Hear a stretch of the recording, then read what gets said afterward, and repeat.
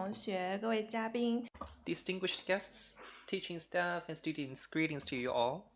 I'm Wang Yanze coming from the Architecture Department of Tongji University. Thank you so much for being here with us at this very event that is actually the very design studio final review. And basically for us, it's basically about the design for the conservation and regeneration of Mombasa Old Town for the co-curriculum between Tongji as well as Mombasa Tech University. It started from 2022 and this was actually the 6th time for us to have this event, and we're going to have the past 5 years design. And currently, we have the very simultaneous interpretation available on site. Feel free to wear a headset to listen to this interpretation.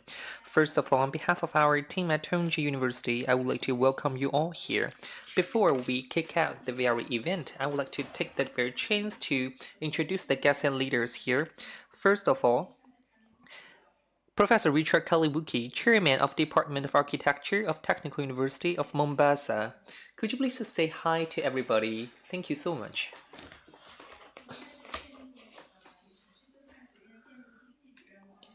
Professor Wang Yi, Chairman of Department of Architecture of College of Architecture and Urban Planning of Tongji University.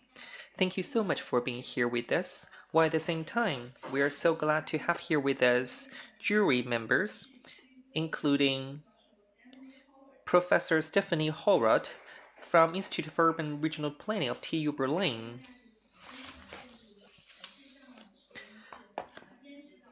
Adjunct Professor Urban Planning at the Department of Civil Engineering and Architecture of Urban Project Laboratory of University of Pavia, Professor Katerina Peretra. And also we're glad to have here with us Professor Yang Wei coming from Tianjin University, who is the Vice Dean of School of Architecture, and Professor Xue Jiawei, Vice Dean of School of Architecture of Huaqiao University, Professor Wu Guanyu, Deputy Chairman of Department of Architecture of School of Architecture of Xi'an University of Architecture and Technology, and Professor Jiang Li, Professor of College of Design and Innovation, Tongji University. And next, I would just like to draw attention towards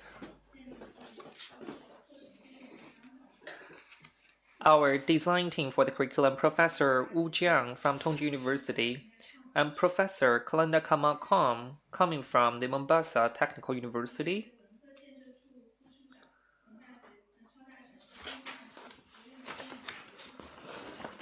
And also Professor Zhou Minghao coming from Tongji University, which is also responsible for the design of the curriculum.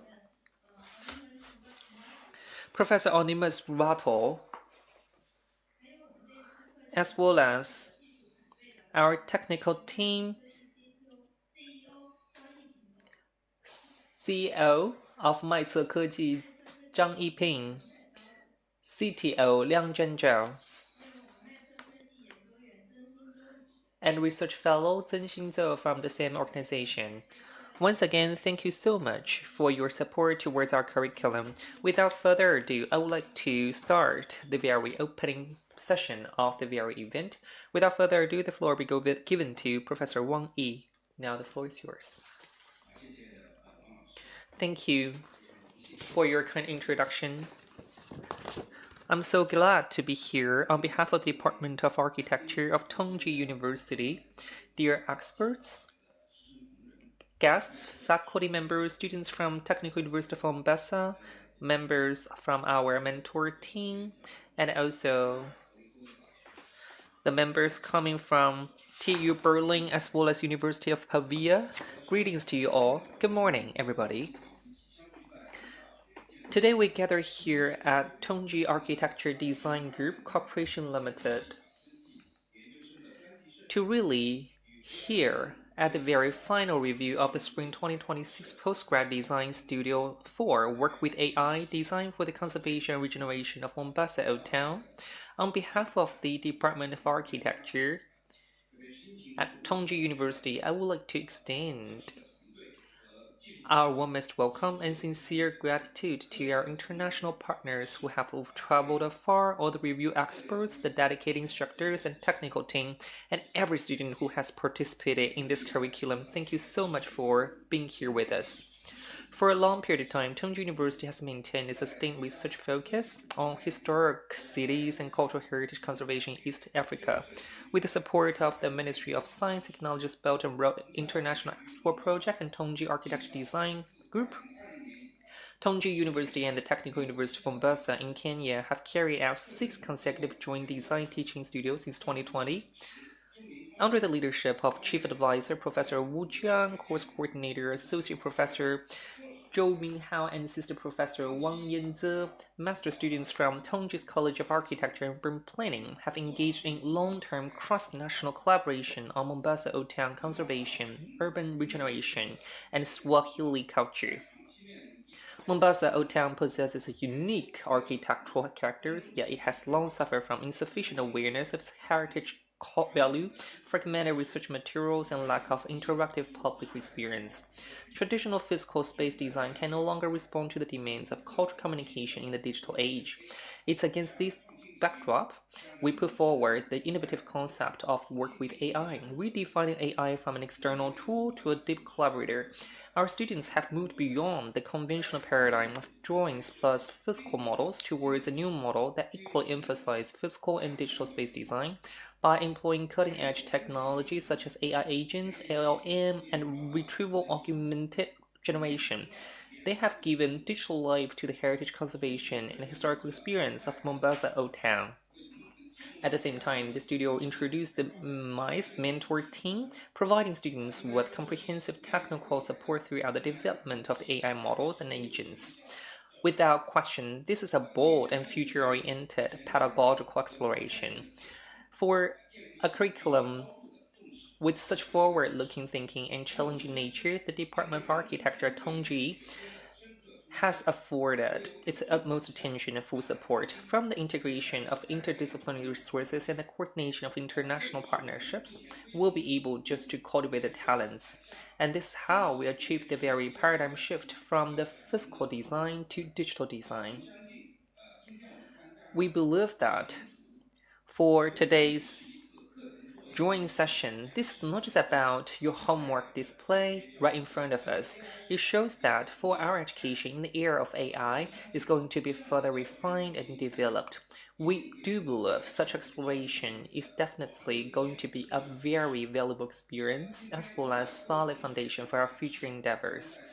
Obviously, our students are going to demonstrate their achievements in the past few months. Maybe they're not going to be perfect, but we feel like that's actually the paradigm shift we seek to achieve, all the way from spatial design to the cultural heritage design, from individual design by human beings to the very collaboration with AI agents. We're going to see all of them. Finally, I would just like to thank you again for your support and presence here. Hopefully, you will help students with their future development, and I would like to wish today's event a complete success. Thank you. Thank you, Professor Wang Yi. If I may, I now would like to give the floor to Professor Kali Buki, coming from Technical University of Mombasa. Now the floor is yours, Mr. Professor.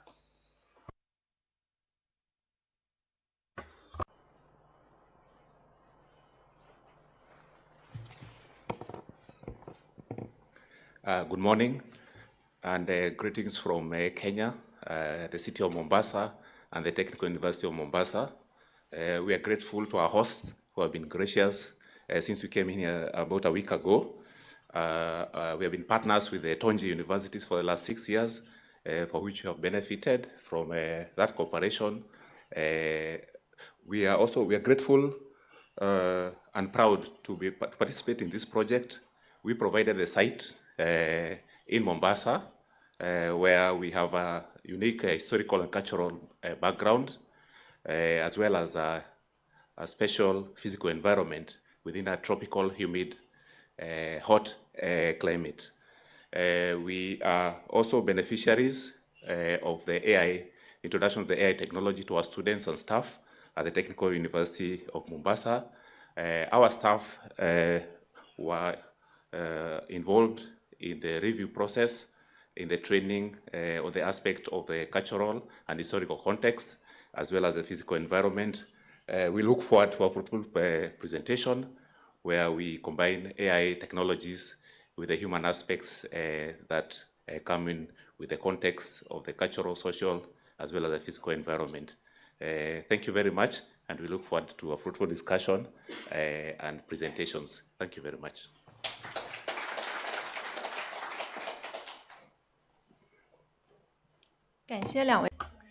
Thank you to both of the professors for your opening addresses. And now we're going to kick off the very final review session. But with that, I would like to... Sorry. I think it's time for a group picture in the first place. You just remain seated and the photographer will come to the stage to take your picture for all of us. Thank you. 好来，各位老师、各位同学看前方哈。来，1、2、3。哎，我们再来一次。来，1、2、3。好，谢谢。小哥别在。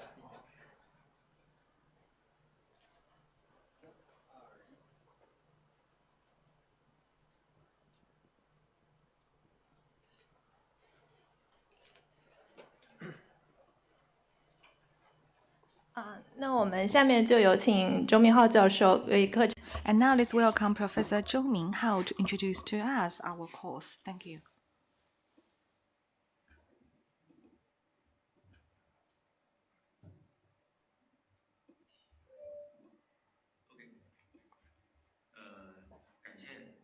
Thank you. Thank you so much, our jury, for coming here.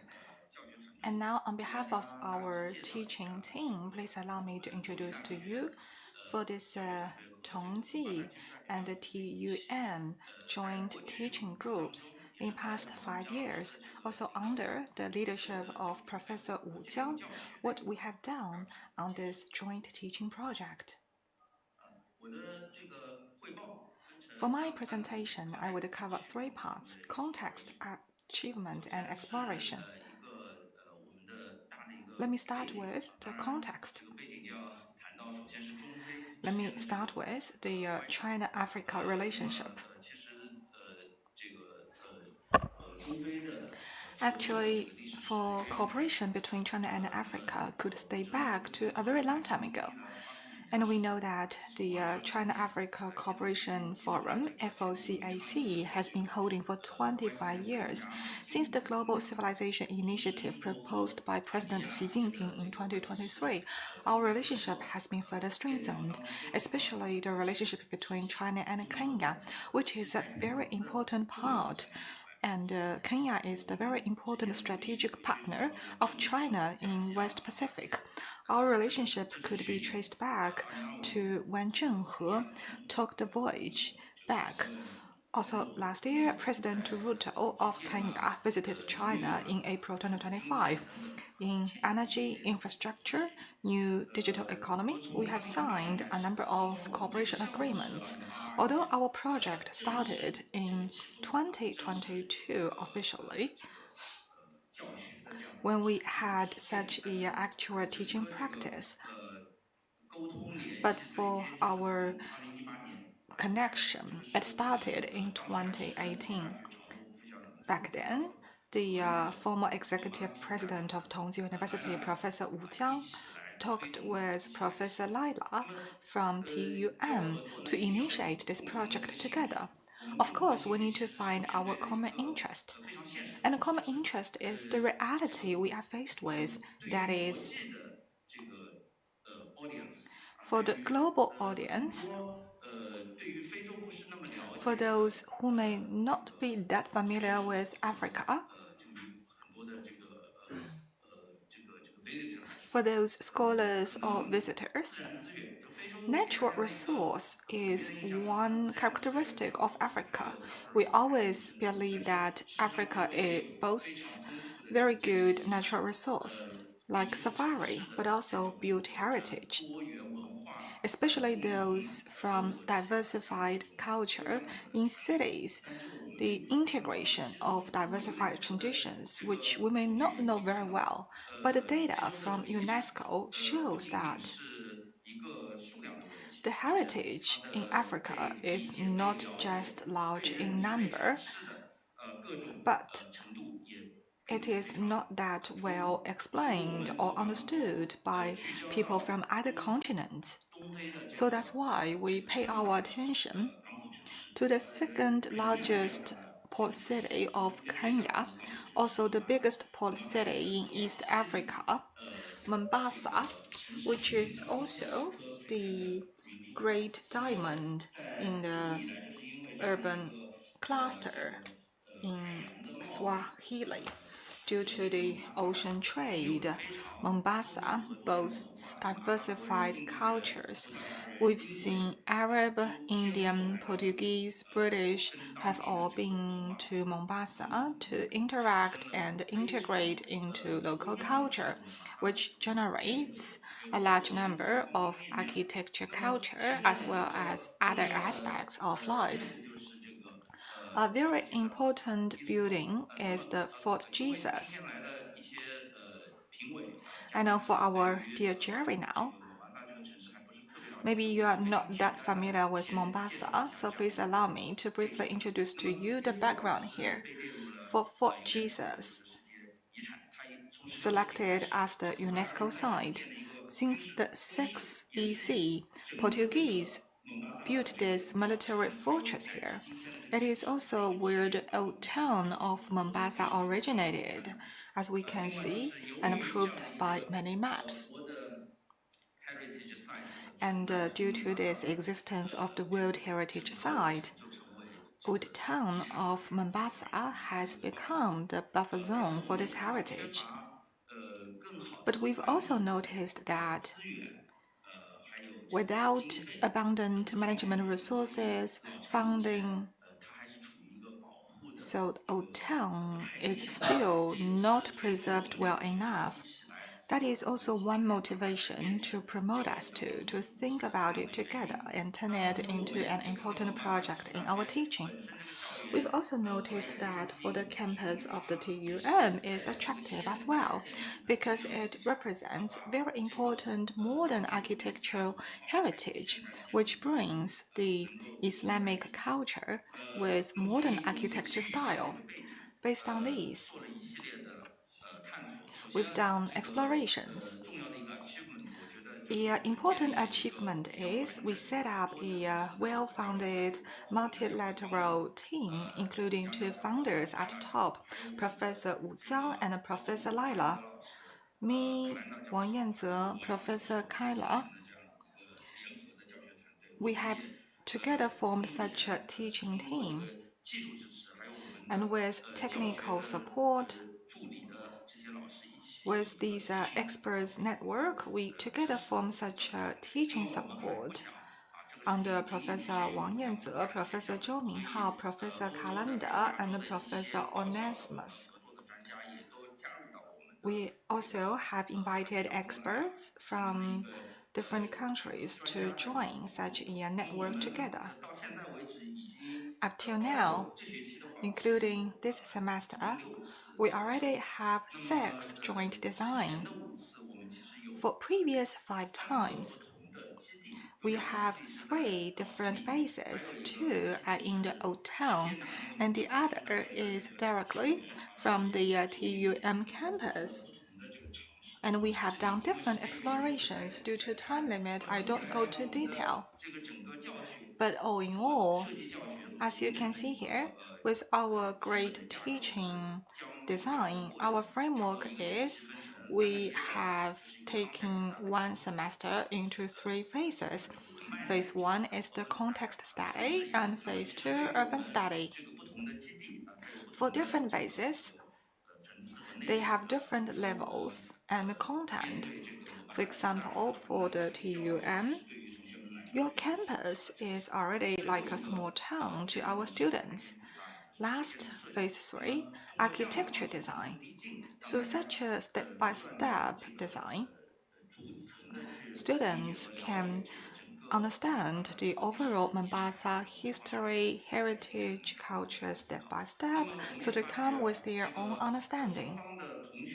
We've noticed that Actually, for students on both sides, they may have different learning experience. Their growth is also different. So even if designed in the same base, their design is very different. But that also brings a lot of sharing and learning from each other, so we can learn from each other's strengths. Starting from this semester, we go to a new stage, and we also want to do some new trial, just like the opening remark by Wang Yi mentioned. It takes courage as well to do new exploration. And an important part of it is the emergence of AI, which brings challenges and opportunities. Sorry, this slide is not fully shown here. Yeah, in these 2 years, I think you all notice the great disruption brought by AI, which comes to us so fast, including the newspaper from Kenya, which also mentions the AI in the university education. I think that is something unavoidable. AI brings challenges but also opportunities. And on the other hand,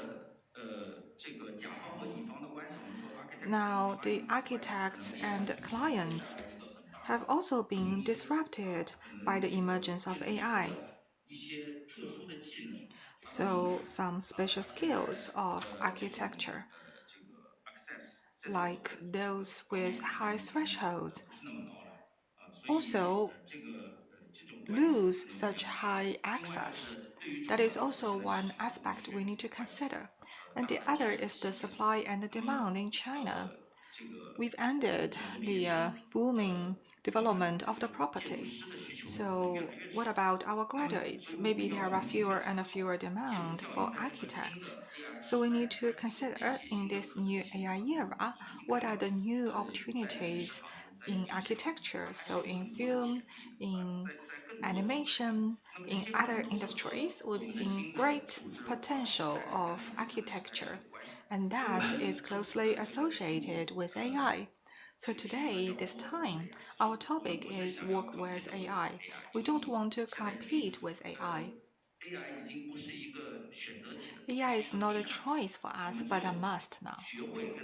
We must learn how to coexist and cooperate and co-work with AI so that we could embrace new challenges and accept new opportunities.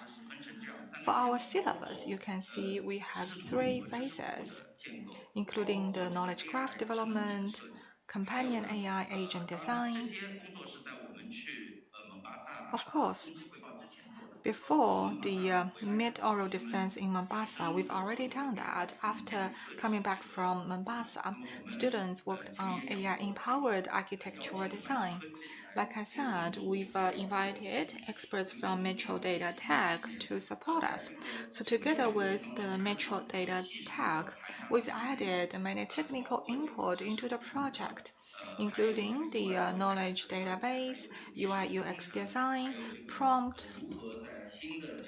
Also, in this new AI era, how can we design new products? These are projects for us, for students to work on. Here, I briefly show you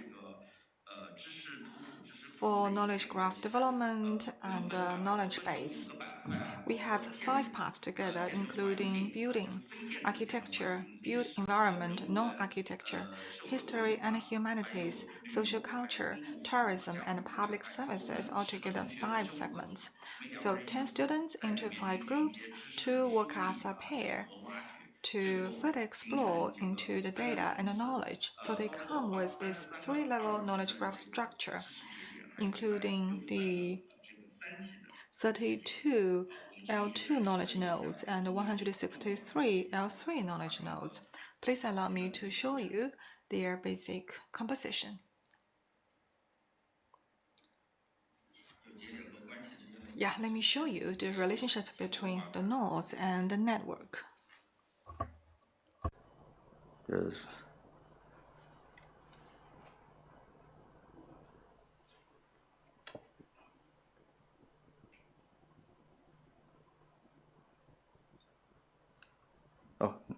那么第二个阶段 And for the second phase, that is the companion AI agent design.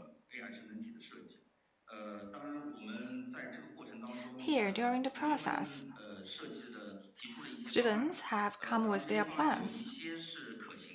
Some are feasible, some are just in the idea stage, but we've also invited Metro Data Tech based on the design of students to come with demos. Well, all in all, through such a design in this stage, there are two things from teaching that we pay great attention to and we want to emphasize here. The first is the design of architects, usually expressed in artworks. But now, with the help of such companion AI agent, we turn from works to products. Our mindset, our awareness, and our requirements for students have also been different for works or products. Second, it's more than just an app. It's a platform, actually. So the heritage protection, including different entities, a platform we can provide them with. For these two, we also emphasize a lot in teaching. Sometimes while students are doing researches or designing with AI, they may forget the original intention we have. That is, we want to protect the heritage in old town of Mombasa. So to collect knowledge and explore, sometimes students may forget and we have to turn them back.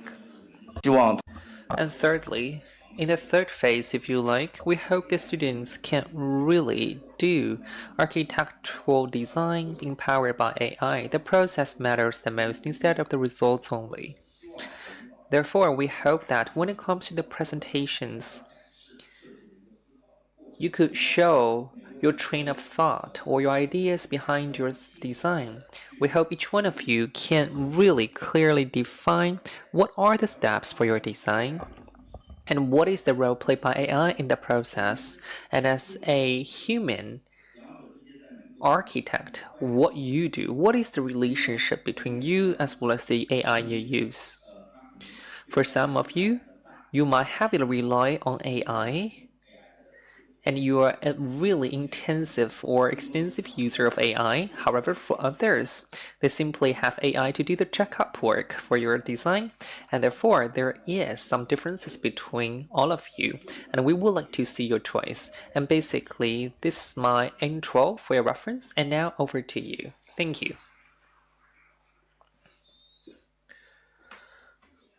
Thank you, Professor Zhou.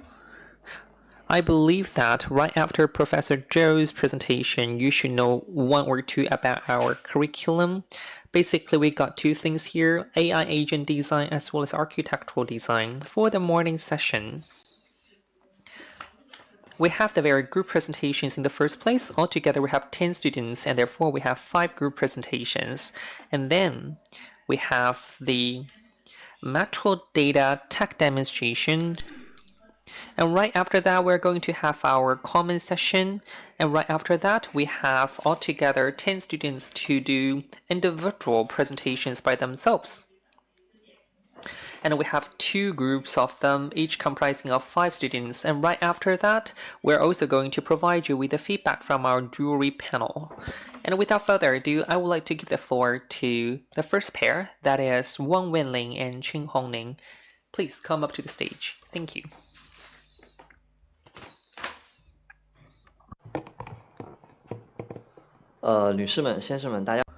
Ladies and gentlemen, good morning. I'm so glad to be here doing the presentation. And we are the group members, Qing Hongling and Wang Wenling. And I am Qing Hongling. Today we would like to draw attention towards a totally new intelligent agent. It's an agent from Mombasa Old Town. It's a companion that understands you. Basically 4 things in my presentation, and here is the first part, that is everything about Mombasa. When we walk through Mombasa Old Town, history is virtually everywhere around us. We can see Fort Jesus, which has stood there for more than 400 years. We can see winding streets of the Old Town and also beautiful Swahili-style wooden doors. Walking in the old city, we can always feel the history.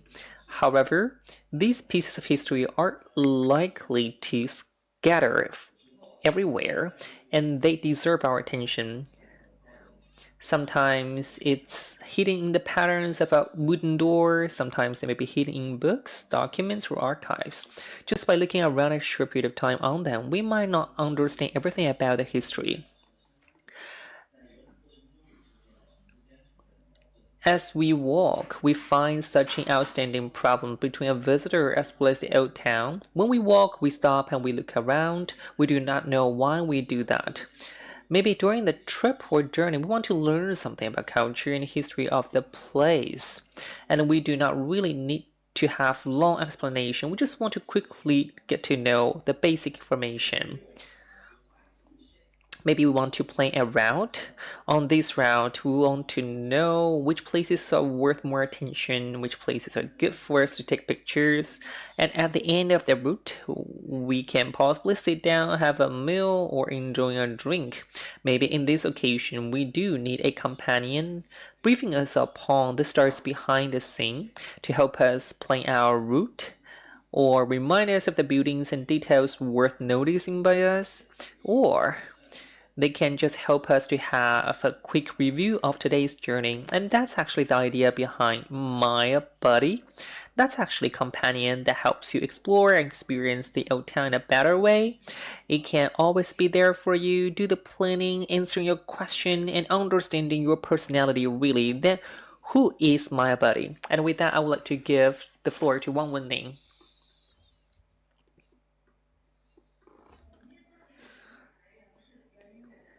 For My Buddy, I would say it really comes from the very stone coming from the very old town. And it's inspired by the material that shapes the town's soul, coral stone. In Swahili, Mia means 100, so My Buddy suggests many different personalities and rich diverse content. And in Chinese, Mia sounds similar to Miao, which means wonderful. To make this companion truly understand you, we design a crucial step to select your personality and interest preferences. We can have 4 of them, like scholars, guide, joker, and bard. And they can really have different tones in providing information to you. For example, the tour guide can be really give you candid and objective information. However, joker is more humorous. Of course, you can tell us the areas that interest you. Is it historical stories, architectural art, or authentic cuisines? These points of interest will affect My Buddy's answers. He will basically focus on the points that you are interested in. From that moment on, My Buddy becomes aligned with you. They could really tell you everything you want to know about the old town. So how does My Buddy accompany you really? Let's have an immersive journey together. When you enter the interface, My Buddy will greet you. You can then follow the system instructions and prompts step by step to choose your personality, companion, and interest. And then the exclusive My Buddy will be there greeting to you. And basically it's done by web coding, and you can simply open up your browser to have a taste of it. Of course, it's not perfect, but please bear with us on that.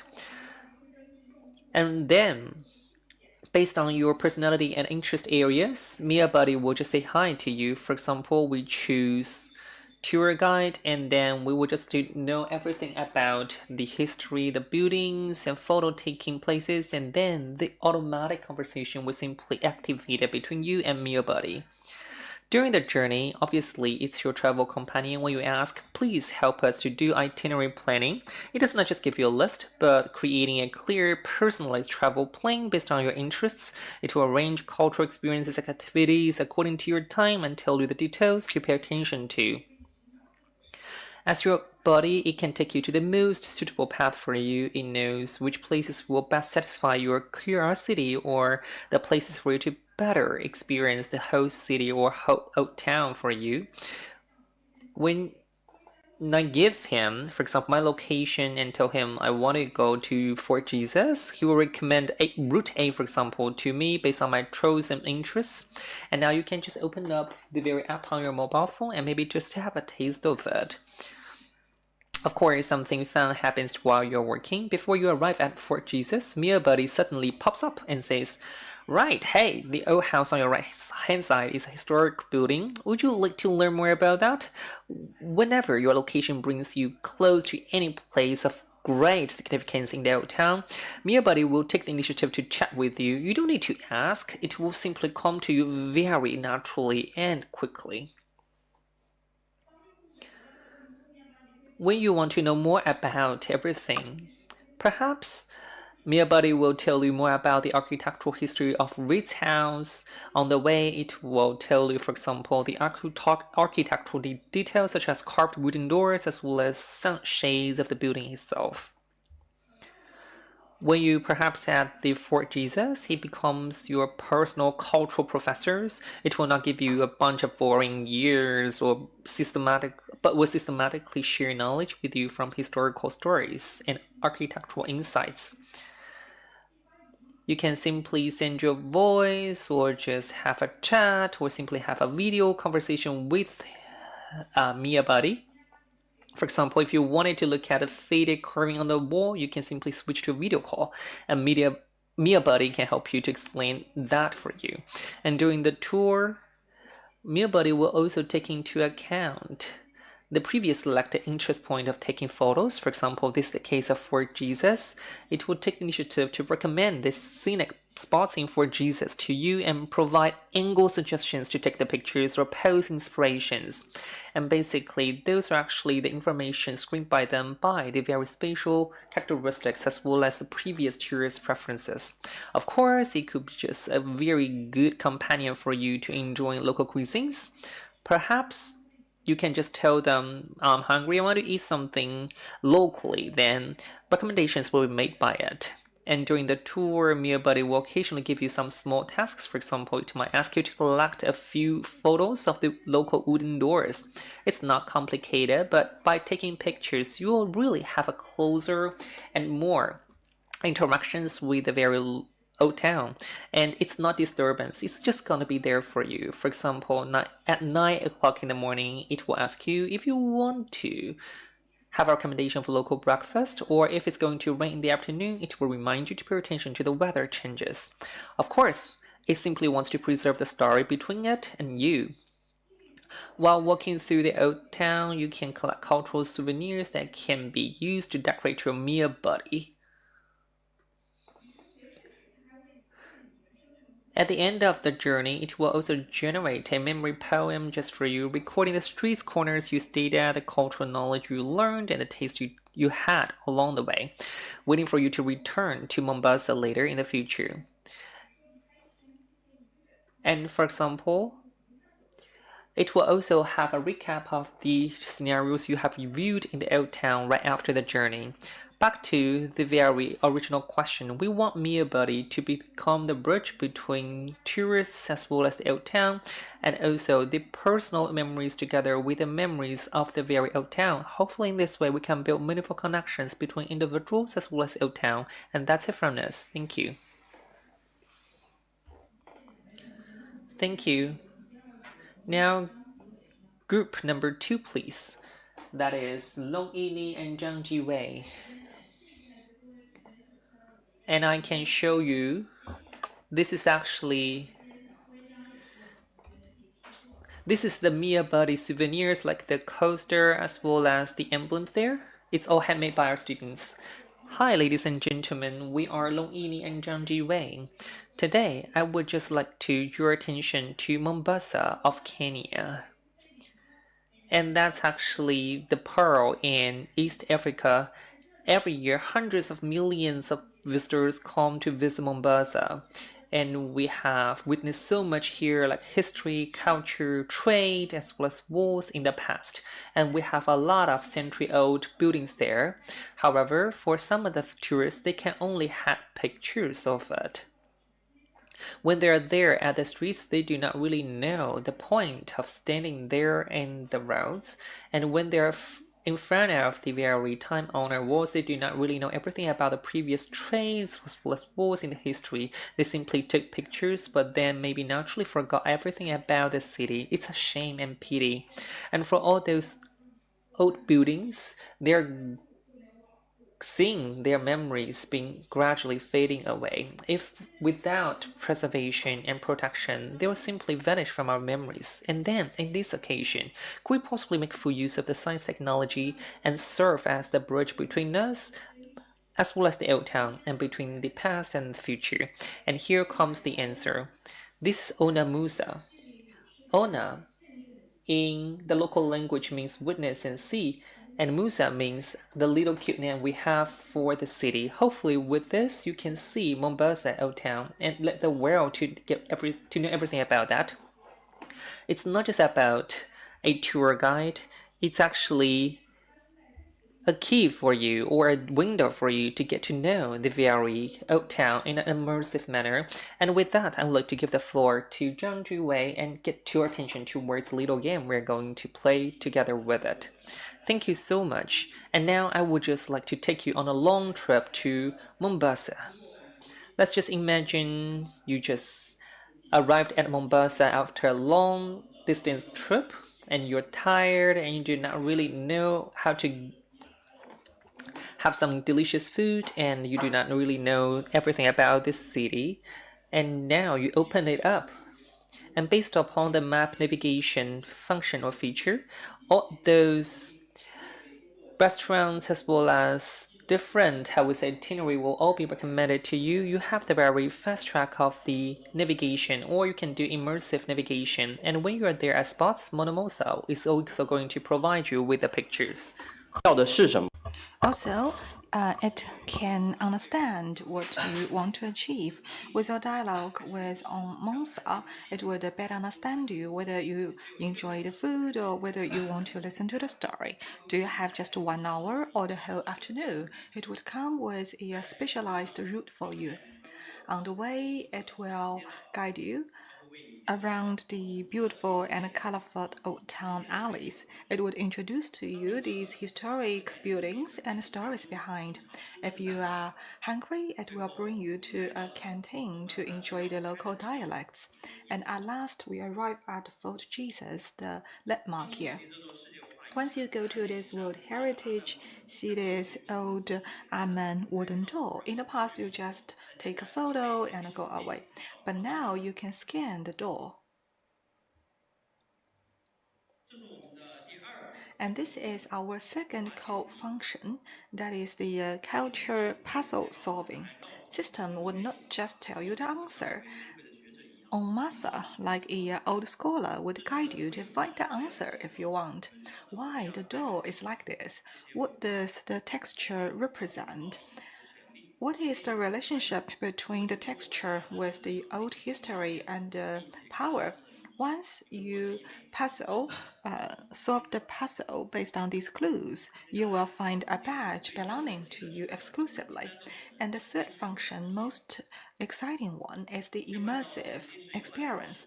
Once you switch to the immersive experience, the Mombasa is now like a grand theater.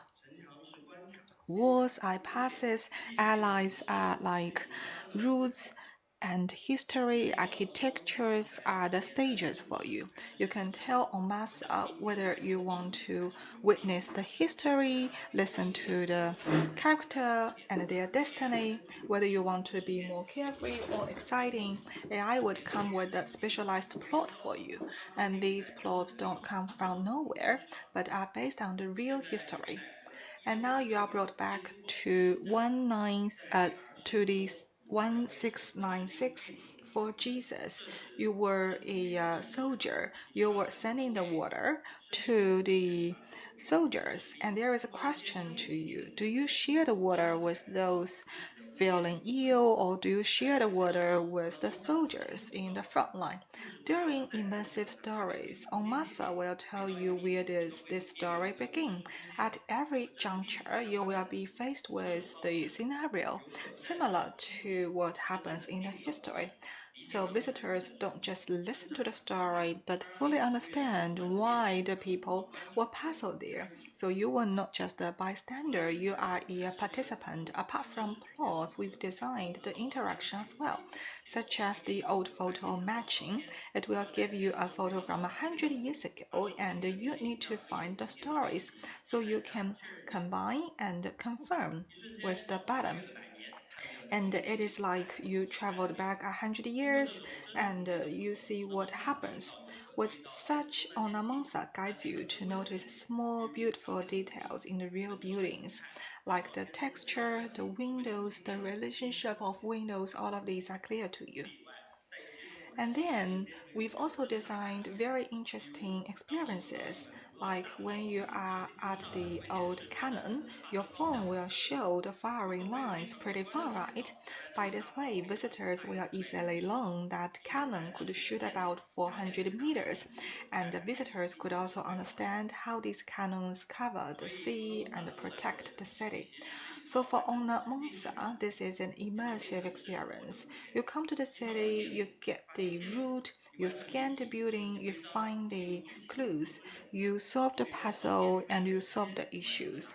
So you have made your achievements, and then you can share your experiences with the world. So all in all, we use fun interactive games to help travelers see, understand, and protect these old buildings. Ornaments make you not just a sightseeing, but an experience with the journey. And now I will give the floor back to Inley to introduce to you the story behind. Thank you, Jiwei. What an incredible journey. This is the most important experience from Onamonsa. We don't want to put the history in the phone, but instead we want to bring the visitors back in the history. To carry such a profound journey, we knew the visual container must be equally respectful of history, and we have the color palette to extract directly from Mombasa's old town, combined with traditional African tribal patterns. Every UI detail flows with rich local culture.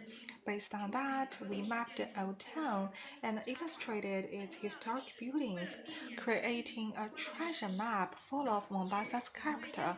More importantly, we want to avoid misleading travelers with fiction.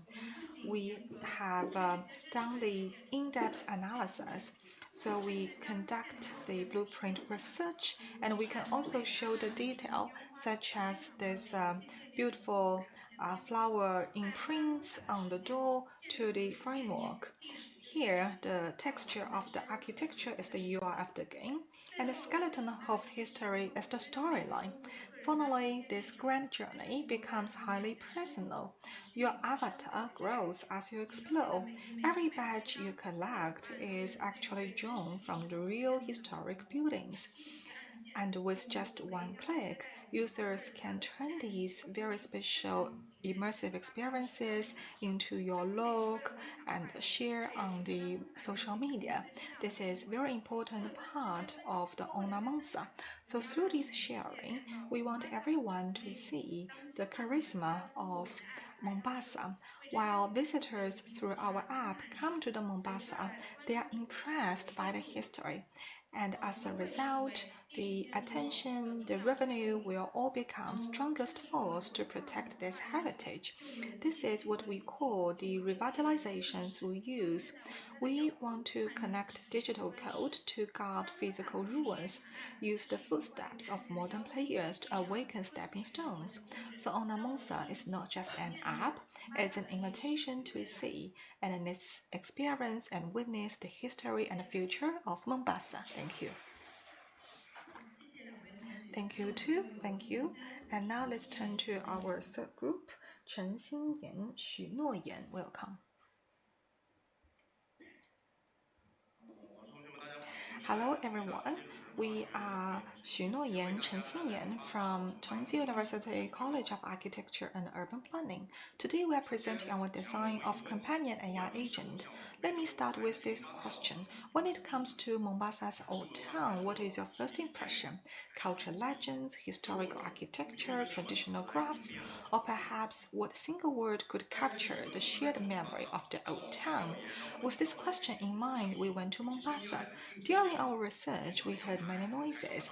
Some came from steel buildings, the cantilevered Indian balconies where beautiful ladies once lived, the Arabic inscriptions on wooden doors warding off misfortune, the narrow allies channeling sea breeze and echoes of Portuguese gun life. Some came from local legends. The Oban Baraza was once a place of hippos and mango trees. Eastern envoys traded pottery for the missile Qilin. These voices are ancient and mysterious. Some voices came from local artisans. The emerging cooperatives have allowed their skills to be showcased to tourists, yet they still hope through offering hands-on experiences, their crafts can be better preserved and more profitable. These are vivid and lively, the genuine aspirations of the old town. From remote media to on-site visits, these voices let us discover that Mombasa is a city where everything speaks but is truly rarely understood. Architecture, legends, traditional crafts, three types of key stakeholders. Historic buildings exist, yet they cannot speak. Local people are the inheritors, yet they lack the platform and a tangible income. Historic spaces need a storyteller. Curious tourists have no access to in-depth interpretation.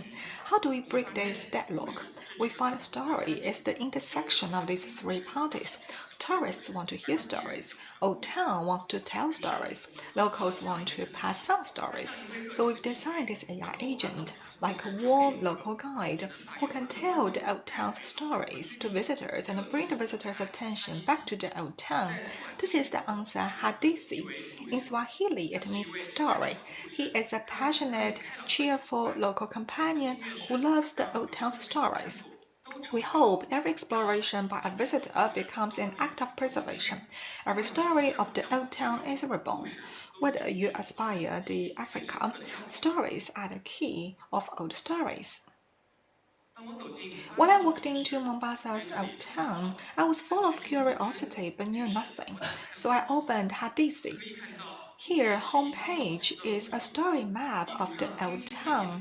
Every icon on the map represents a story or an experience. While I strolled through the old town's allies, While I strolled down the allies, feeling the sea breeze, Hadisi popped up a story card called Kichochoro, meaning narrow ally. I tapped to ask, and Hadisi told me how these narrow allies played a role in climate adaptation and home defense. This is Hadisi's first function. Based on your location and interests, it tells you fascinating local stories. Then I walked up to a white building with a peculiar shape and became curious. I asked Hadithi, he responded immediately, "This is Manjri Mosque," and then told me the history and legend of the well. What surprised me even more was Hadithi gave me a digital souvenir, a story stamp about this ancient well. By tapping on it, I could see the complete history. This is another idea of ours. When Hadithi accompanies you, it does not recite a script. Instead, based on your questions and curiosities, it gives you small souvenirs like a local friend. Then I noticed a damaged wall in front of the mosque. I opened the video call and asked Hadithi about the building material. Hadithi replied in voice, telling me that unlike most buildings in the old town, it was constructed with coral stone mortar and clay plaster. That's why it's so wide. As I was about to leave, Hadithi popped up a card about Griffin, a pottery artisan, guiding me to learn more about the important role of clay in the old town and in East African culture. Here, Hadithi displayed Griffin's detailed page, photos, story, booking button, and tips for visiting. On the map, all the local people who preserve stories are marked. These are all the artisans we interviewed. Hadisi guides you to put down your phone and explore stories behind every space and every person in the old town, and eventually to write your new story of your own. At the end of the journey, Hadisi generates a unique set of postcards based on my travel preferences. The experience of Mombasa's old town has always been diverse. Your journey with Hadisi is no exception. The rich Mombasa journey has three themes: architecture, exploration, craft experiences, and folk flavors. Under each theme, every moment with Hadisi is recorded. You might be nicknamed as architecture history buff or craft newbie. Why not give a try? By opening these postcards, you can see all the travel memories. The most recent mosque tour, from interactions to albums and gifts, every exquisite keepsake documents your engagement with Hadisi and with local history and culture. We want to convey the idea the story of Mombasa does not end when you board the plane. The architecture, space, local craftsmanship, and memories of Mombasa were originally silent. Hadisi, this warm local fellow, turns them into stories. We no longer just looking at buildings, but listening to and understanding culture. These memories you scatter across the map during your time with Hadisi became new chapters of Mombasa's story. New stories continue to unfold. Last but not least, the Coral Stone shop. Every question you ask, every share, would earn Coral Stone points. You can use these points to redeem souvenirs, get discounts, or even contribute the power of one coral stone to local restoration. Ultimately, we want to exchange the attention and awareness from both locals and tourists regarding the old town. That is how the story works. From top-down heritage conservation to a bottom-up model, anyone moved by a story can become the guardian. What makes the story successful is it connects the tourist's awareness and attention and the residents' cultural identity. It's an open, replicable model that can be explored, scaled up, and operated for heritage conservation. Last but not least, we look forward to hearing from you. Hadisi's dynamic story originates not only from the old town, but also of artisans and the interactions and the memories shared by every enthusiast, both at home and around the world. Thank you. Thank you to both of you. And one more thing from me. For this curriculum timeline, for the spring semester, it started from March. In the first place, students spent 2 months to work out the agent for majority of the materials. They come from literature as well as search online. In May or during the first May bank holiday, the teaching staff as well as students paid a visit to the old city of Mombasa, staying there for almost 1 week to conduct on-site survey, and therefore students showed not just materials they searched online or from literature. It's actually integrated with all those field trip research results, including the research into craftsmanship as well as local crafted goods and products, and therefore their materials are actually based upon the actual and authentic evidence they collected on site in the old town. And then, without further ado, the floor will be given to No Muling and Liu Shaoshuai. Greetings to you all, ladies and gentlemen. We're actually coming from the Architectural as well as Urban Planning Department of Tongji University, and now I would like to talk about Tembu Basa. It's actually a decoder agent. For Ardolosi, we feel like this city is actually a carry from memories. More than 1,000 years ago, it started to develop. It has very long history. You could see mosques, carved doors, architecture, and fortresses. They were the very expressions of history. In order to get to know everything about the old town, you need a key to really get to know their narrative and everything about the city. We feel like the very pattern, the color, as well as everything about the old town could be integrated together. And we have 3 clues here. They are Indian Ocean trade, Swahili way of life, as well as cultural integration. And based upon the time, the relevant milestone events in history, we build a correlation among different buildings, and we feel like there is exclusive primary and secondary clues to the very buildings. You can see for red, orange, and blue ones. For red one, they're actually in coastal cities, and as for orange one, it's basically in the old alleys. As for the blue ones, they're scattering all over the places in the old town. And right after the clues, we need to think about how to make full use of them. Hopefully for this agent, people do not just see the old town, but also to get to know the old town and then start to reserve the old town. And therefore, we simply want to have the very decoder to bring history to your attention. For the visitors there, they would of course like to know about history, but also they would like to share the local way of life with the people around them. And right after getting to know their pain points, we have three mechanisms underpinning the design.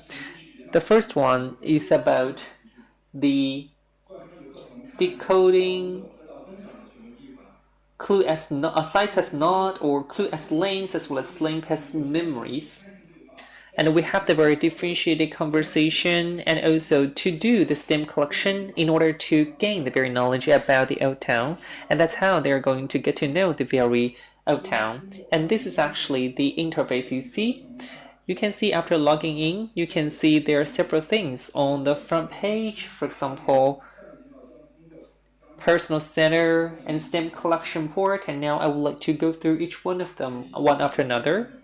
You can just click the clue here, and then you can switch between clue mode as well as the freestyle mode. And then if you choose the former, then you're going to see how you're going to just to work out and iron out your itinerary. And in this model, you're going to see the correlated and systematic tour planning for yourself or tour guiding services. And then with the lanes button, you're going to switch among different clues, and we're going to use different colors like the red, blue, as well as green one to mark and highlight each one of them. And then I would like to give the floor to my partner Nomu Ling to brief you upon how we can make full use of the very clues to get to know more about the old town. For example, if you're here in one ancient building, you can just click here to get to know everything about this very location right here at the very interface. Right. And you should know the historical background of it. And if you want to know the story behind the scene, you can just click decode button here, and then the system will draw your attention towards different layers and different dimensions of these very historical buildings. It's not just about one story attached to only one building. Rather, for one building, you can just interpret that from different angles. For example, for a mosque, you can understand that from the lens of religion, or you can just take it as a part of Sicilian life there, or you can just get to know the cultural dimension of that. But anyway, you will be able to know in this way the very significant and rich cultural and historical connotation of the building to have a better understanding of everything. For visitors to get to know everything better, we have the very conversation here with observation, correlation, and understanding mechanism. First of all, we'll ask the visitors to observe everything about the building, and then we're going to tell them the very story behind the scene. And then we're going to connect the very specific building with the entire large landscape there. And also there is some task assigned to visitors. For example, they can just take a picture of a special decoration of a time-honored building, or to pay attention to a specific trait of the building. While they are getting their hands on the tasks, they can get rewards, and that is the stamps. Hopefully in this way, visitors in Mombasa Old Town, this is not just about passively receiving information, but proactively exploring the city and gaining very good experience out of it. Besides that, we have the very hidden stamps. When they discover some really unnoticeable but important decoration details of the buildings, they can also unlock and get access to all those rare stamps. For the stamps, they're going to be recorded there in the app, and you can see the stamp label can be more and more diversified and enriched. Besides personal exploration, we also have community interactions. You can share stories, photos, as well as your takeaways right after the journey. And with different ideas and perspectives, we can just form the collective ideas and memories and public awareness of the old town. And in this way, we can really arouse their awareness of the very public to pay attention to, as well as to protect the old town. And we feel like for history, it's actually everything we do, and also for STEM is the carrier for us to get to know the very building better. Hopefully this is not just about observing but also understanding the building so as to finally take measures to take good care of the old town. When people can't know everything about the history, they will pay attention to the old town. This is not just about having a journey and then just taking pictures or collecting stamps. It is more important about through all those things we can build stronger and deeper connections between people as well as the old town. And that's it from me. Thank you. Thank you once again. And the last group, we are going to give the floor to Shenyan and Wen Taoning.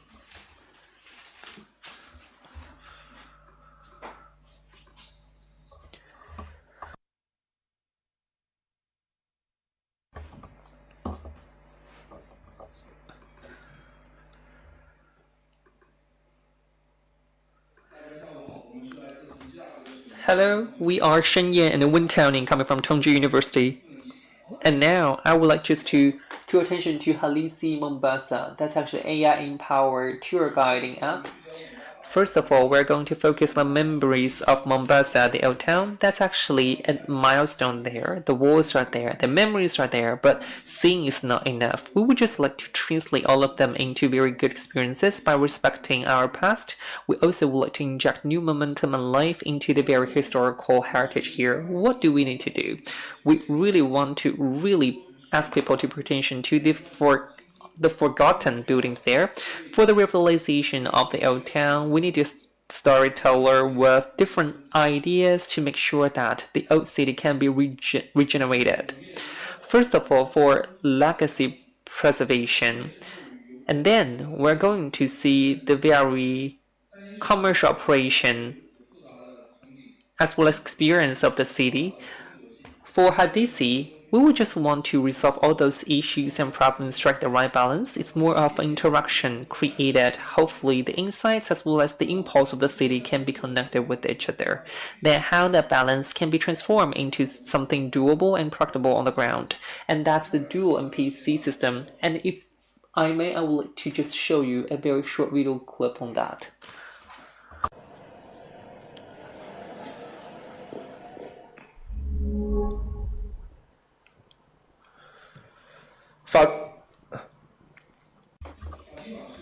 Fatima, he's a scholar of buildings. He wants to know everything about the legacy. With his academic approach, he would really like to instruct the very culture as well as history-related knowledge. And with his instruction, people will get to know the Swahili architectures there.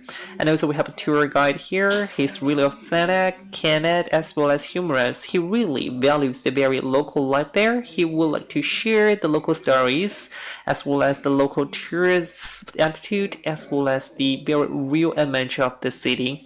They simply talk to each other, debate with each other. They might have disagreements sometimes, but it is through those exchange of ideas we'll be able to present a true and whole picture of Mombasa, because we believe there should be more than one voice. For this dual NPC design, we can really resolve the pain point of conventional tour guide. First of all, we have two characters. Through Q&A and conversations and exchange of ideas, they share all this content with the users. Everything will just come into life. It's not just going to be boring anymore. Secondly, we can avoid information overloading because they can have very simple and easy to understand conversations, and therefore the entire journey will not be fragmented. And then for different customers, they can really see different requirements being met. We got scholar, basically he's for I was academic staff. However, for the other one, it's basically for ordinary tourists because they all only tell all those easy to understand and plain stories. And now, my partner, this is the floor for you. Thank you, Shenyan. I would like to draw attention to a demo here, if I may. just take me as an ordinary user who is going to use Halithi. This is the first time for me to be here at Mombasa, and this is the first time for me to use Halithi. And you can see the interactive map. There are 2 NPCs there with different perspectives. Click Fatima, you can see the very historical legacies there as well as locations for the buildings. If you click Omar, you can see all those practical information like canteens, restaurants, markets, as well as transportation information. You can know everything about the history of the old town, or you can just pay attention to your itinerary. You can click any POI and then the details will be popping up there on the screen. Or you can just be redirected to the third-party navigation app, or you can just have a conversation with NPC and raising any questions you might possibly have on your mind. And next, I'm here at Jesus Fortress, and GPS is going to automatically push information to me. For Fatima, he will brief me upon the very history, and for Omar, he's going to share his view on the very building. You can see I'm chatting with them, and then you can just have the very Omar telling more as about the lifestyle related questions, and the other one who is responsible for the very cultural connotation as well as very important knowledge of the very building. Or you can talk to Omar to have the very itinerary of today's journey ironed out. And then I got to know the heart of the old town of Mombasa. When I walked there, I wondered, it was so old. I mean, the buildings, are there still people there living inside the buildings? And for Fatima, he told us everything about this very lifestyle there, and the next NPC telling me everything about the lifestyles, the decoration details on top of this very facade of the buildings. And then Fatima sent me the very renewed ping, and then click it open, you can see the very comparison of the very pictures. For multimodal chat box, we'll be able just to translate the very pictures into visible evidence. And then I will go all the way to the airport, and then the GPS fence has been triggered, and Fatima popped up, sending regrets about the vanished history here for Amar. They told us more about the renovation process of the place as well as the vitality of the local young people there. And you could see this the almost information about the very before and after pictures of the history of the very area. And also we can have the very Omar's recommendations of the local shops and ask us if we want to listen or hear from Fatima about the history. And I choose listen to these very stories, and then you can tell the stories start to be told by him. Here we can also find the stories. Under this mode, it's not a group, but more like a story scenario. 2 NPCs discuss around this topic. You can participate anytime to guide the dialogue. For example, Fatigue showed how the firework damaged the coral in the old town, and Alma said we cannot just go one side fits all. We need to deal with the livelihood of the vendors as well. I asked for a solution, and it came with the solution to replace the simple drainage system with the traditional wooden structure, so to reduce the corrosion from the switch to the wall, to come with a balanced and feasible way. So old town and harmony plan are not contradictory towards each other. Instead, through better culture and tourism service, it can give back to the livelihood. So the AI agent does not answer questions, but to participate in the heritage protection. And that is the real living Mombasa. On my way home, I click the skill check. Here I'll unlock the local slang check, including the local Swahili language dialect. For every architect I've been to, it will generate past and present record, which will be archived as your own profile for your record. Through Halisi, we hope visitors can see the Mombasa with history, life, conflicts, but also the temperature.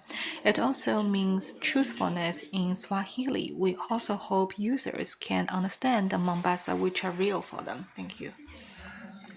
Thank you too. Okay, so that is the end for 5 groups for the agents, and now I'd like to give the floor to Metro Data Tech, Mr. Dio Liang, to show us this AI agent. Welcome.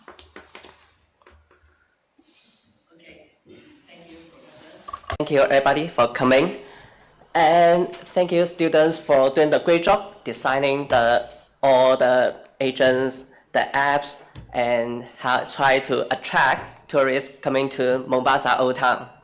And we took one more step. We try to bring the ideas into a real working agent.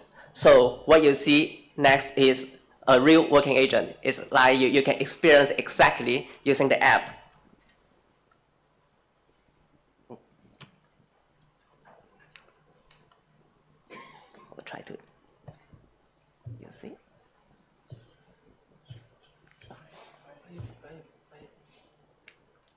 How to,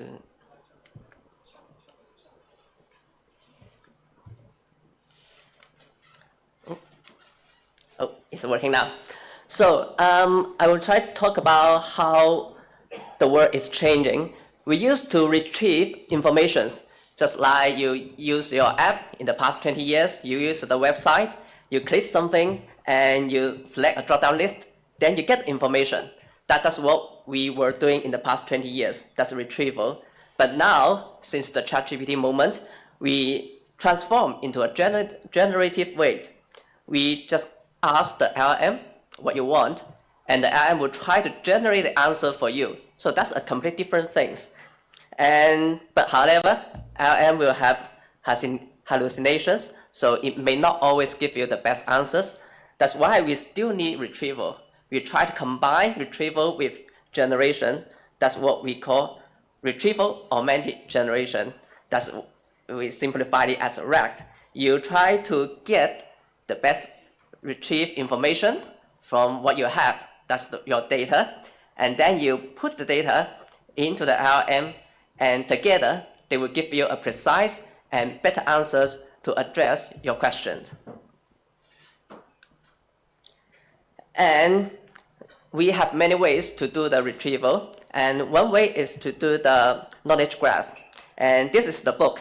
When I arrived in Mombasa, Professor Kam gave me the book, and I turned the book into a knowledge graph. And students have spent a few months, the first part of their course, to collect informations. And we also turn those data into the knowledge graph. This is a simplified version of what the knowledge graph looks like. And you can see that we extract the nouns, basically the places, and the human, and the times.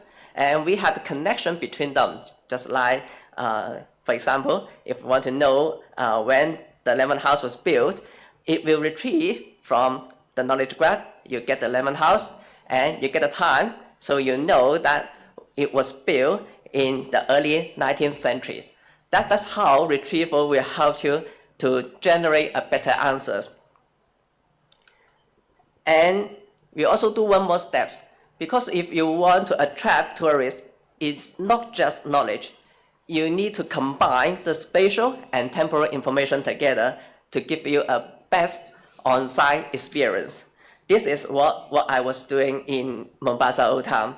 And you can see that a few days I was taking photos, and those photos are located in the knowledge graph. So we can retrieve information from our knowledge, and we'll get the better answers.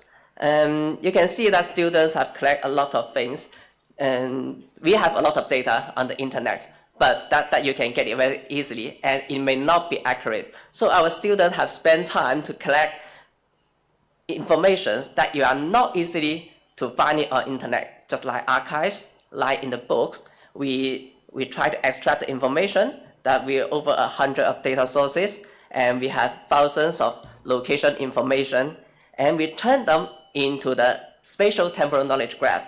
That's why you can see that there are a lot of nodes and there are millions edge.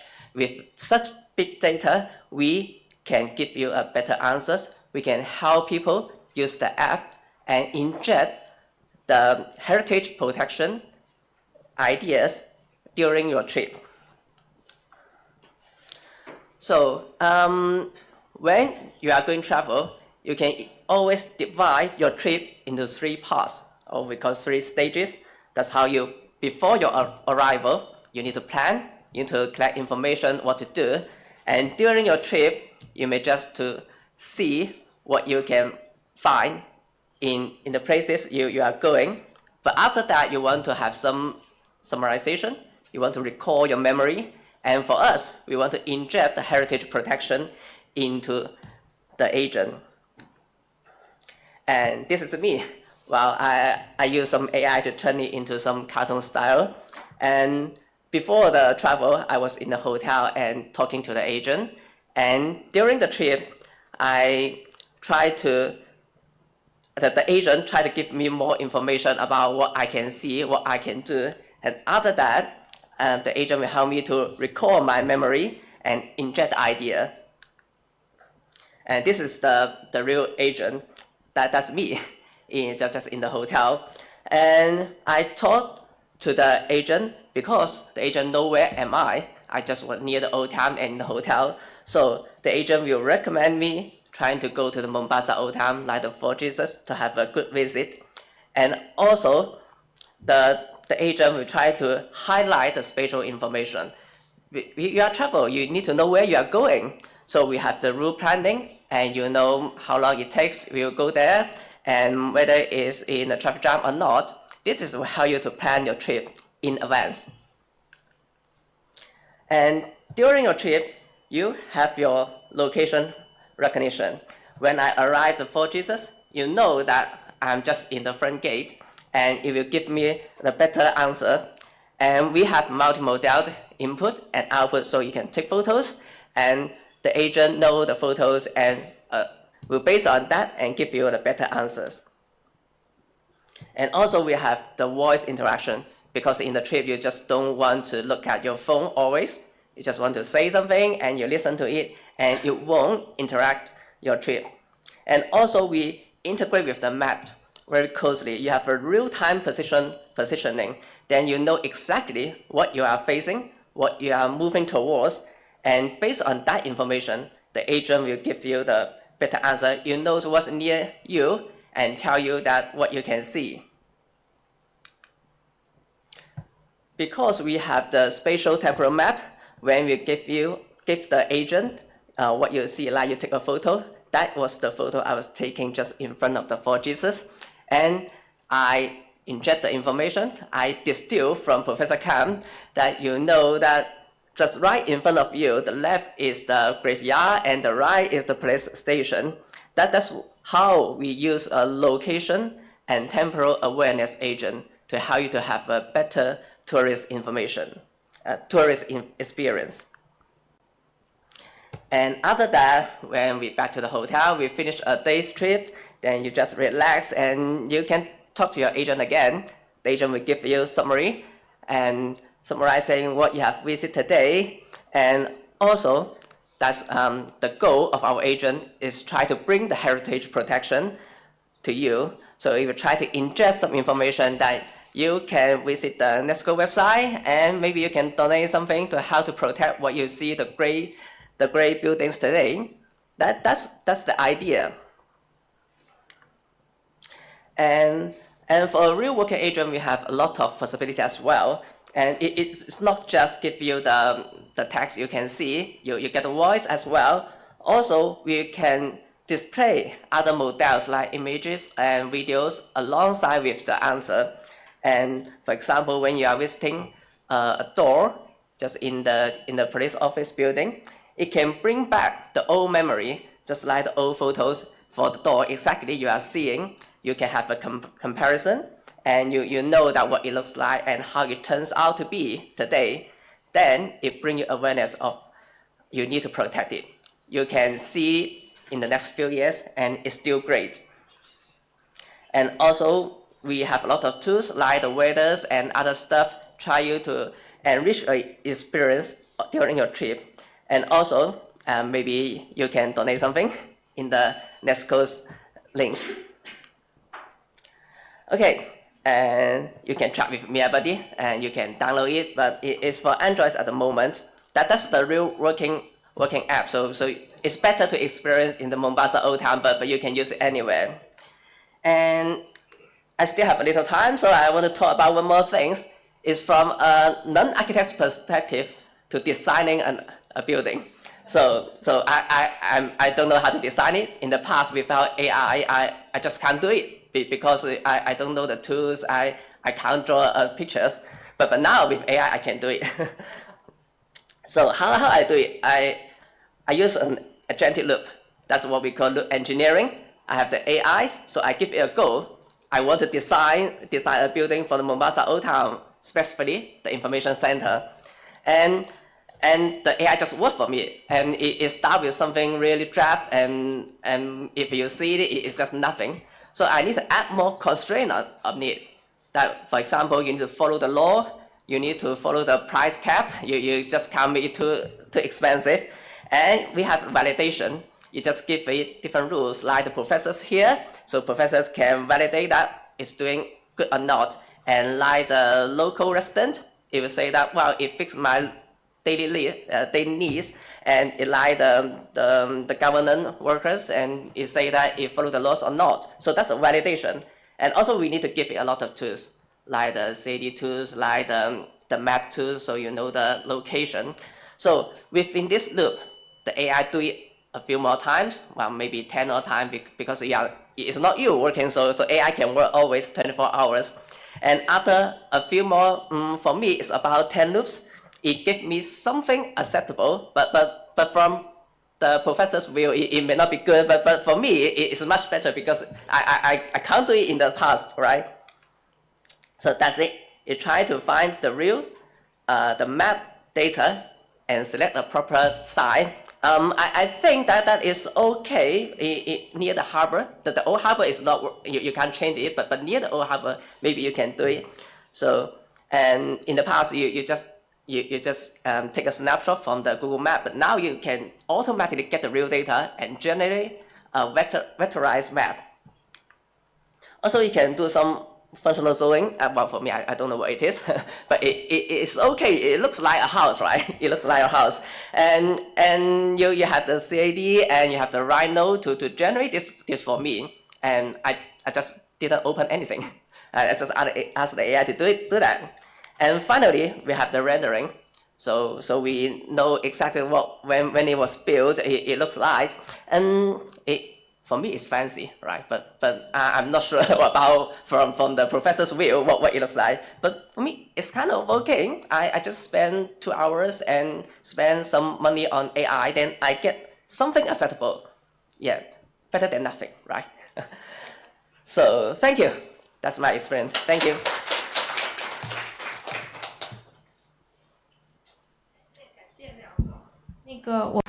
Thank you so much for your demo. And now we're going to start the review as well as discussion, which will last probably for 15 minutes. And for each one of you here, please feel free to provide students with your valuable feedback and suggestions for future improvement. Thank you.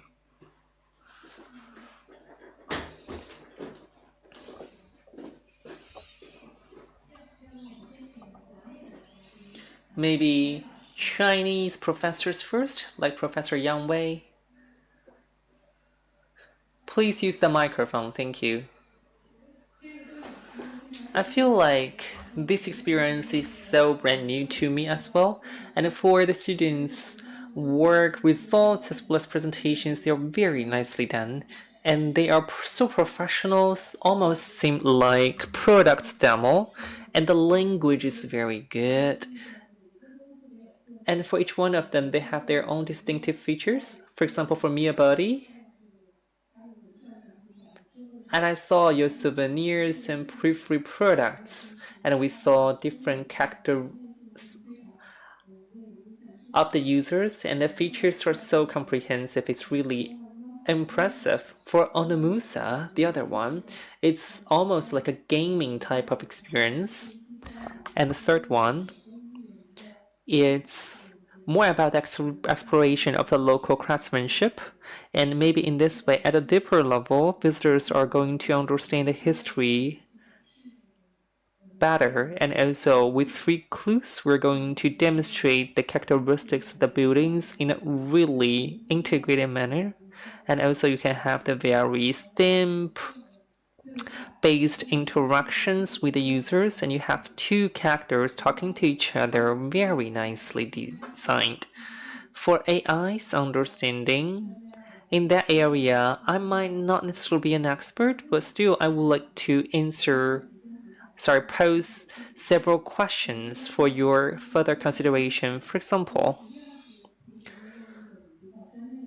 students have already developed professional skills to create AI agents with several functions or features. Then how much should be designed and taken care of by AI? That's my question.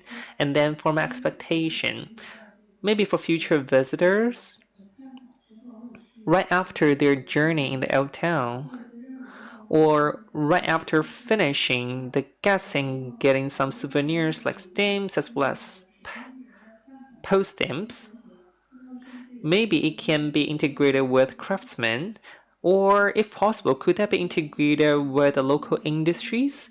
For example, the local shops to sell local goods.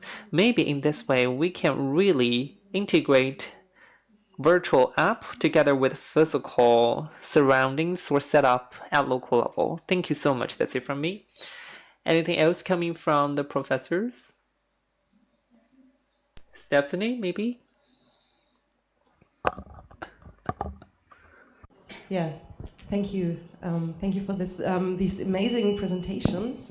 So I'm really flashed of this innovative potential of these AI approaches. I also was really intrigued that although all these apps, of course, have some common ways of telling stories, as the professor before said, they all have their own characteristics. And I think this is also a great potential that people can choose. Do I want to have it more immersive historically, or do I want to connect it with social history until up to the present tense? So I think this is all. This was all very interesting for me. I come out of this process with some open questions. Of course, I can still feel that this is such a new tool, and perhaps there are even more possibilities we can get out of that. So the first thing I was wondering is, what is this actually also doing with heritage? I mean, actually, I think these apps are not only presenting heritage, but they are a way of heritage making. And which role does that play then for future processes as well? It's not just reflecting something, it's also doing something. This I find very, very interesting in a way. And going on with that, I'm really also intrigued by this idea that, of course, we have to feed the AI to do something. So with which things are we actually feeding it? And is there a possibility of thinking more into the future even there? You know, could there be a way of, and this is a question perhaps for the technical persons, I mean, could there be a way of feeding it in a more diverse way, like that people who are coming there actually share their experiences and feed it back to the AI, so it's always developed and even more open. So that would be also really interesting if we think of it as a process and not as something, not as a guide, you know, because it is something different. And there I'm really interested if I come back in 1 year, how the process is going on in working with these AI tools. But thank you very much for these insights. It's really interesting. Thank you. 谢谢谢谢。 Thank you so much. Some quick words from me as well. Thank you, Professor Zhou, for having me today. And also, I communicated with Professor Wu Jiang. Right after 5 presentations, I feel like there are several common issues I would like to emphasize here. For altogether 5 groups, you design an app. But whenever I traveled by myself, when the battery of the mobile phone ran out, that was the time for us to build true connections with the local city or local location. If you use too much about the mobile phone, you might neglect the connections you can build with the local people and local life there. If my mobile phone's battery ran out, then I will really have to engage with the local people and seeing where to go and how to get to my destination. And I feel like that was an important thing in my view.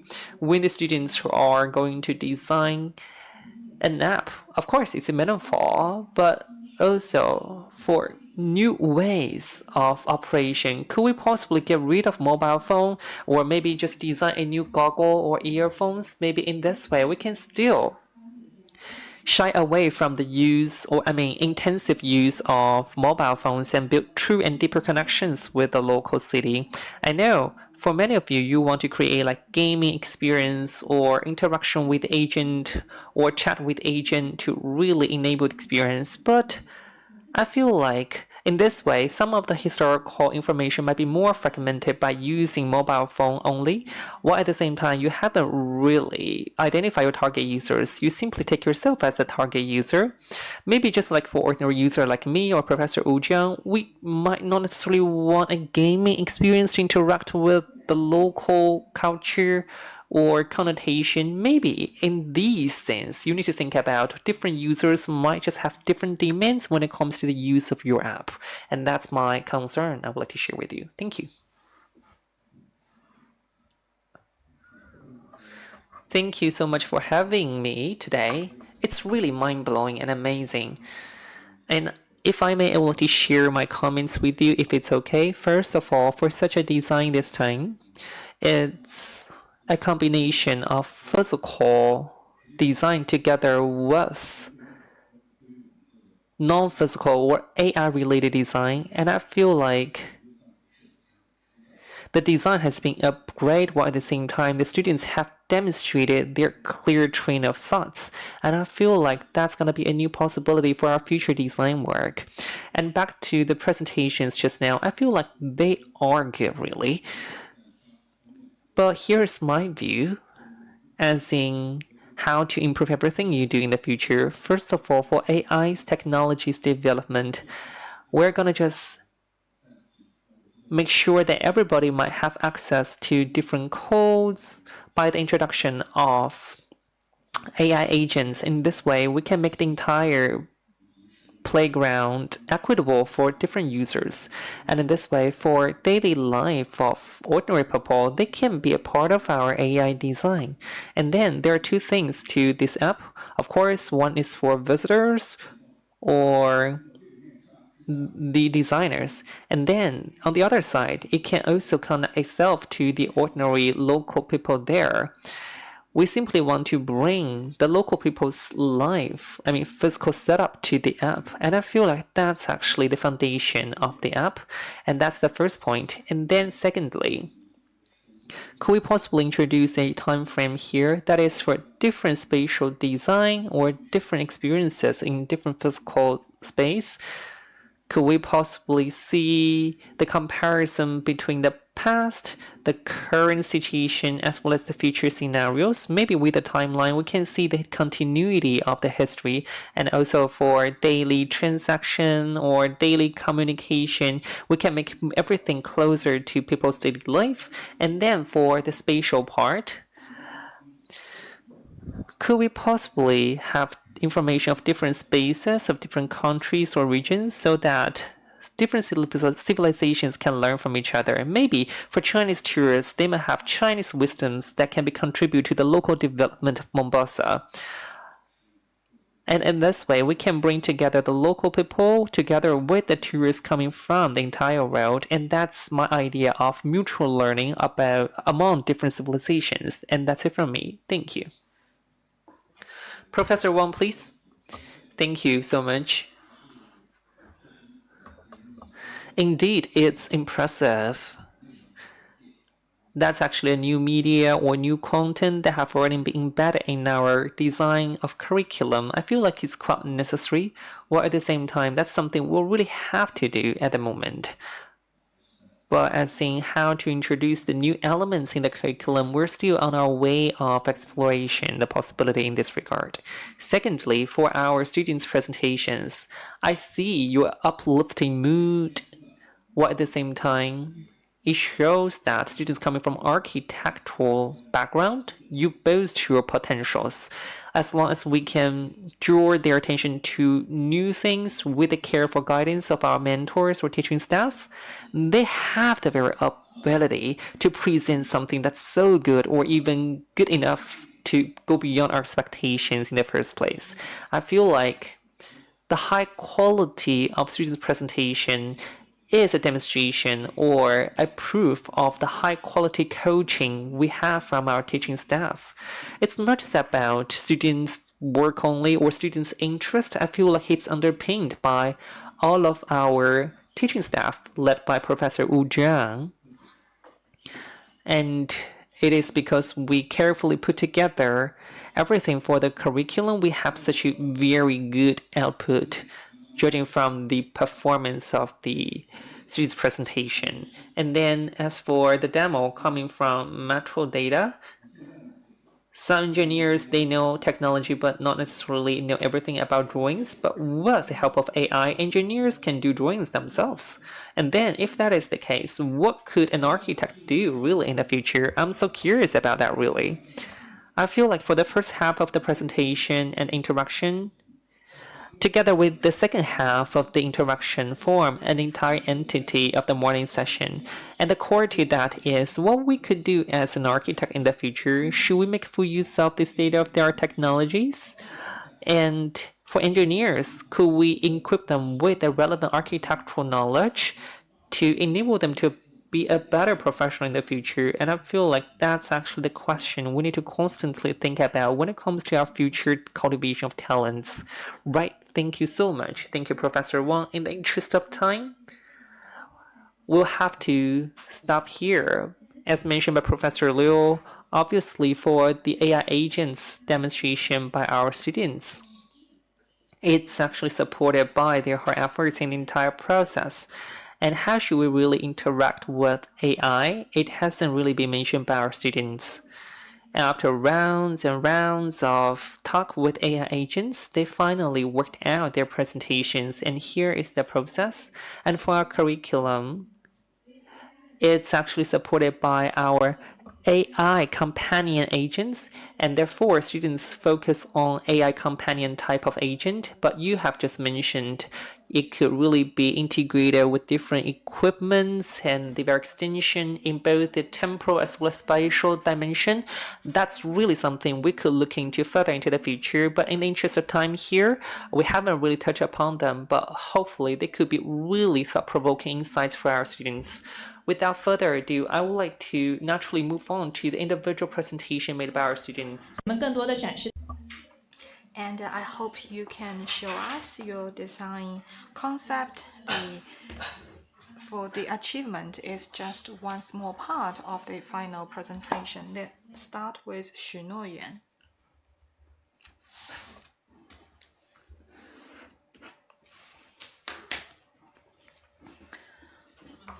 Hello everyone, dear faculty, dear students, I'm Xu Nuoyuan. Today I will present you the Coral Cliff Workshop. I aim to bring the lost maritime crafts back to Mombasa's old town. Let me start my collaboration with AI. Human decision-making still takes the lead. AI handles search, assistance, summaries. During architectural programming, I was responsible for on-site research, content judgment. AI helped me organize information, collect data, generate draft proposals. In the design, I provide site information, determine contextual control and functional programming, oversaw the detailed design. AI assisted with site analysis, spatial translation strategies, and functional layout support. In the development and representation phase, aids aside from models and technical drawings, the renderings and presentation materials were produced collaboratively between me and AI. This project started with a notable gap in Old Town's handicraft sector. We observed a number of independent workshops and cooperatives covering a diverse range of crafts. We identified 5 most distinctive crafts: wood carving, textiles, weaving, pottery, painting, conducted in-depth interview with 7 artisans. Through the interviews, we learned craft cooperatives indeed improve employment and income. Artisans are eager to offer hands-on experiences to tourists, but existing spaces are inadequate. Workspaces and experience areas stretched thin. While I cross-referenced our findings with the Hadith database, recalled Professor Kang's words, everything Swahili is connected to the coast. So why have all the maritime-related crafts disappeared from the old town? Based on AI's analysis of tourist data and media reports, I discovered Old Town does have maritime crafts: boat building, coconut shell products, net weaving. But tourists prefer crafts with strong stereotypically African symbols, causing maritime artisans' income to decline, forcing them to withdraw from the old town. Based on such real contradiction, AI and I jointly proposed Coral Cliff Workshop. For maritime artisans, it proved a dignified, publicly recognized collective workspace. For the old town, it shifts the singular sales model towards a sustainable experience economy.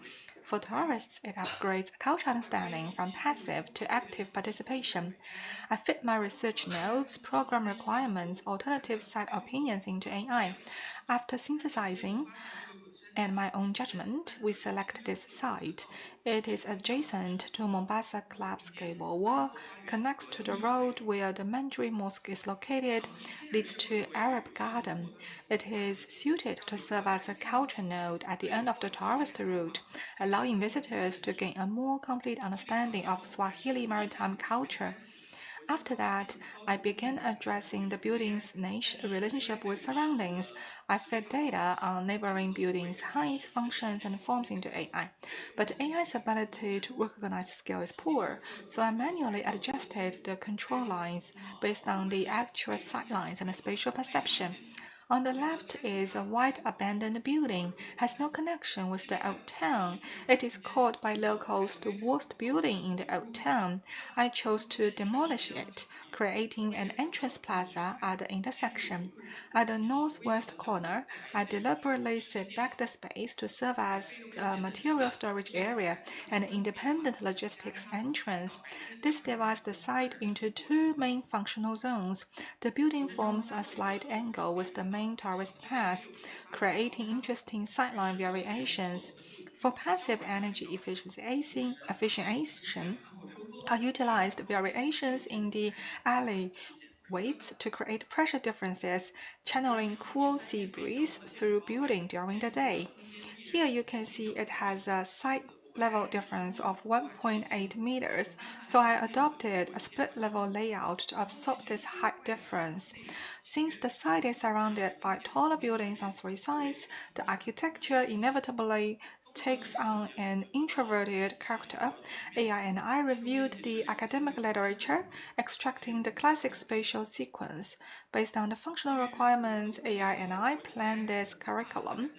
And from AI, I asked AI to design the route with a special topic. So from entry to a full culture building, I will elaborate floor by floor later. Once the spatial framework was established, I needed to select specific crafts to animate the spaces. I asked AI to evaluate candidate crafts across 4 dimensions: culture value, experiential potential, local distinctiveness, and regulatory feasibility. We jointly identified shell jewelry, dehull models, and coconut shell products as 3 core carriers. To avoid the gentrification that often accompanies historic urban renewal, I designed a shaded street side gallery for temporary use by street vendors. And finally, it came with such a bubble diagrams. And now let me walk you through floor by floor. The ground floor is the core of crafts. Whether it is attracted by the AI or passing, they can go directly to the exhibition and retail space for maritime crafts. In the second workshop, visitors and artisans sit together at the same table, straining shells and painting coconut shells, transforming observation into shared making. The south side of the building remains maximally open to attract foot traffic. With the north side, rooms are independent, accommodate functions. The first floor is a stage of artisans. Here there are 3 scenes: conversation area, workspace, and a street-facing balcony, so they can exchange naturally. Second floor, the transition of craftsmanship. Senior artisans mentor apprentices in studio, where skills pass from one generation to the next. On the other side, the workshop, archive, and maritime craft heritage exhibition, transforming scattered personal memories into a readable collective history. And the next floor is Civilization of the Coast. This is the Swahili Maritime Culture Exhibition Hall. By the time visitors reach this level, they have completed the full journey, from observing crafts to understanding heritage to engaging with civilization. Finally, as visitors leave the building and walk toward the sea, the culture vision of the coast that Coral Cliff Workshop has sketched becomes tangible. Looking back at the entire design, AI was efficient in research analysis and evaluation, saving time. However, as the work progressed, I discerned that bodily perception in space and the grasp of scale require my own judgment. AI agents right now cannot replace human architects. That's all from me. Thank you. Thank you very much, Xu Yan. Next, let's give the floor to Wang Wenli.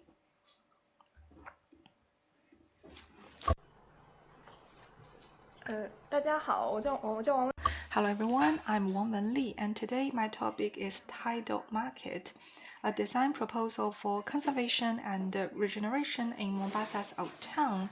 This project explores AI-assisted design to integrate site-specific challenges, local spatial archetypes, and architectural climate strategies into a public infrastructure serving both local residents and visitors.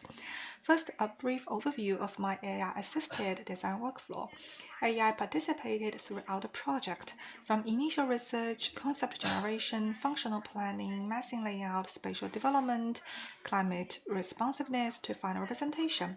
Human judgment remains central for evaluation, filtering, integration. For example, I pose questions, set boundaries, select directions, leverage AI.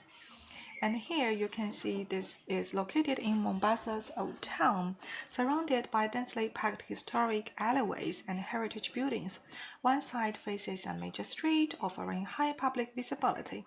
The other side is embedded deeper within the Old Town, offering relative quiet. It has 3 issues. One is the extreme weather. Mombasa has a very strong, intense heat monsoon. Second, declining spirit of traditional baraza, a public boundary space along the old town streets where people pose, converse, and rest. Third, tension between informal economics and diverse user groups, such as vendors, tourists, residents, each with distinct needs. I engage AI to assist.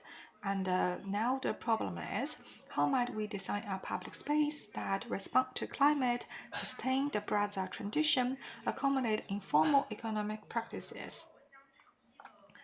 So I fit site context and design challenges into AI and ask it to recommend relevant cases.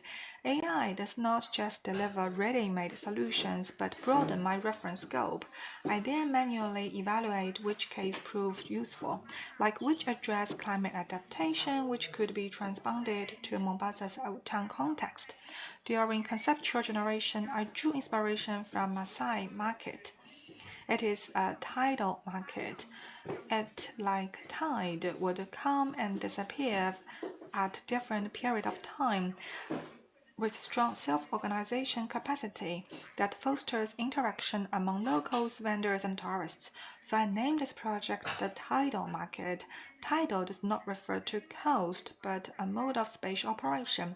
Crowds gathering, dispersing, activities emerging temporarily and receding, spaces continuously shifting between everyday use, market function. AI here extract key conceptual terms, help me clarify the logic. So I came with 3 logics. First, climate logic, employing shading, natural ventilation, courtyards, and semi-outdoor spaces. Second, boundary logic, using thick walls, doorways, baraza to enable lingering observation. Third, tidal logic, designing flexible open spaces capable of transitioning between market trading, craft making, daily rest, and festive gatherings. And then the functional planning and massing layout. I manually defined site boundary. AI assisted in identifying users and activities. AI expanded possibilities. I translated into architectural organizational logic. As for specific functional and spatial planning, through exchanging with AI, we defined a fixed module, flexible module, auxiliary functions. Bubble diagram supported this analysis. I also import CAD site plans like dimensions, road, and urban context into AI to generate layout. Due to AI's limitation in dimensional accuracy and the lack of spatial perception, AI cannot fully do that, but AI proposed layout strategies for reference.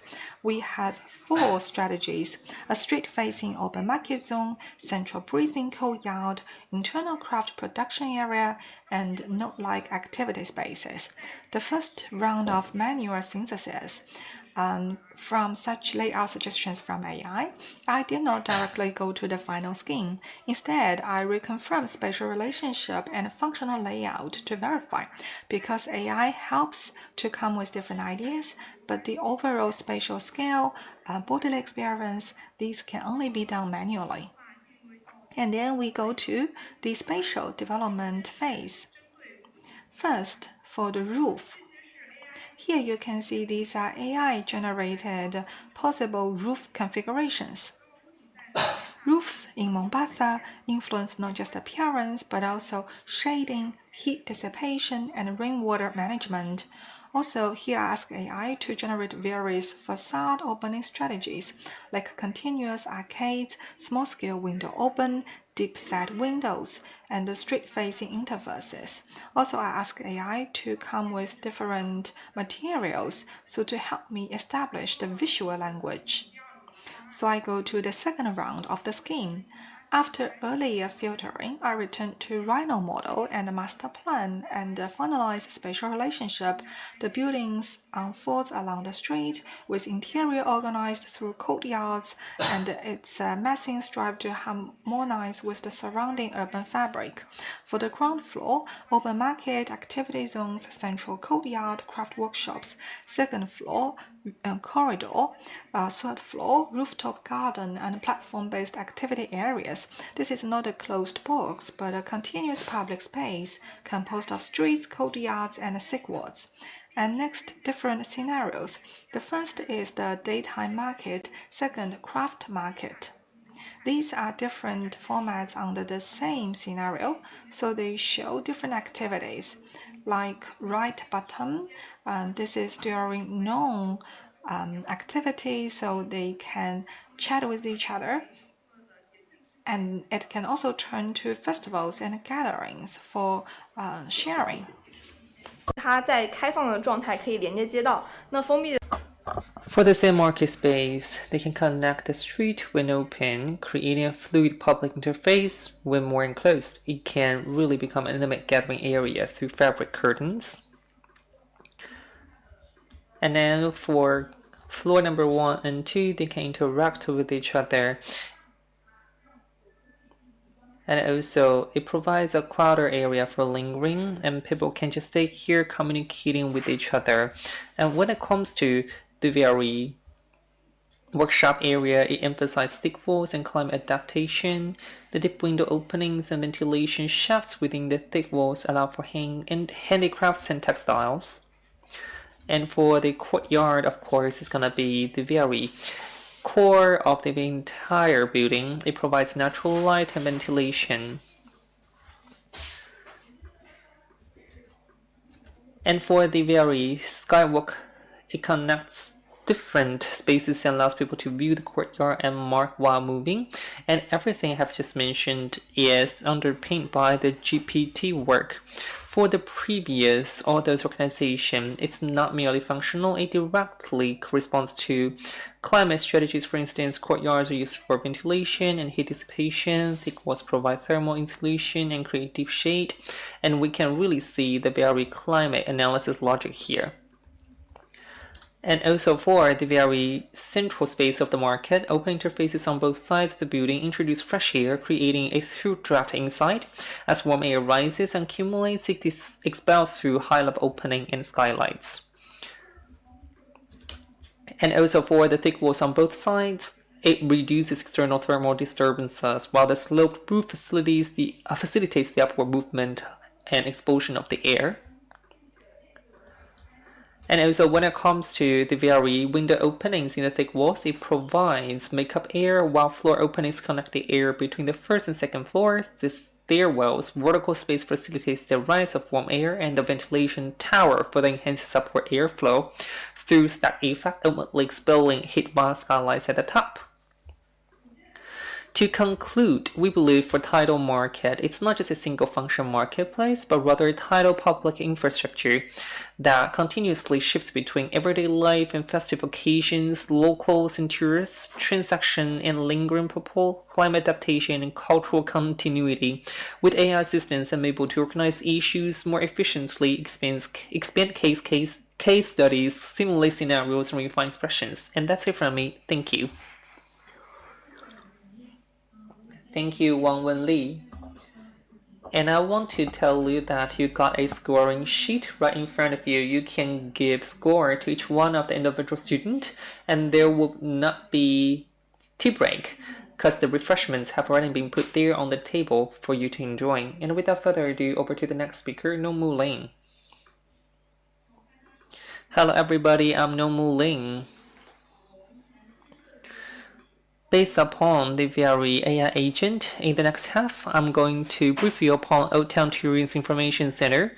This is not just about the plan assisted by AI, but more importantly, what is the role played by that? This is the overall workflow, basically 6 stages here. Site research and problem discovery, and then concept generation, program planning, initial design, design development, eventually representation.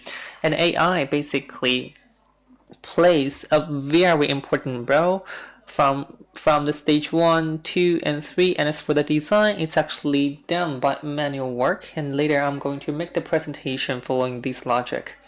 And before the design, I conducted field survey in Mombasa, and we found that there is rather limited available land for future development. And in the very sites, I choose the very site as the crossroad, and that's actually a very important transportation hub there. It's visible and accessible. And also for this site, it's actually in complete, I would say, open space there with historical buildings, and therefore I would just like to take that as one of my study objective. In the first stage, AI provides me with a lot of Old Town related information. For example, the discovery historical documentations, as well as the very information related to the site. AI put together all those information for me, telling me about the key knowledge, the composition, the buildings, as well as environment characteristics, as well as the traits and profile of the visitors. And right after that, I got several questions summarized by AI. For example, we lack the unified tour guiding tools, while at the same time, the very localized historical information hasn't really been fully used by us. and they have also served as the very important ground for future design. Secondly, it's about concept generation. And in this stage, I'm going to do the screen of the previously gained information. For AI, it will generate a lot of conclusions, but not each one of them can be applicable to my research. And therefore, using manual thought, I'm going to do the screening. And right after the very screened information, once again, I'm going to throw that to AI or feed that to AI, like what is the very concept research, what is the keyword I need to summarize, and what is the right direction to go. For example, the museums, the archive center in the old town, or the tourist center. Based upon the pros and cons of AI analysis, I'm going to draw the comparison among different proposals. And then I would like to set our eyes on the tourist information center. That is to help the tourists to get to know better about the old town. In the market survey process, it's not just a new, I would say, museum. It's more about a building that can help people arouse their awareness and have a better understanding of the old town. And I feel like that's an enabler of people's understanding. It's displaying information while helping people understand the history as well as the very clues related to the very old town's development in history. And fast forward to stage 3, program planning.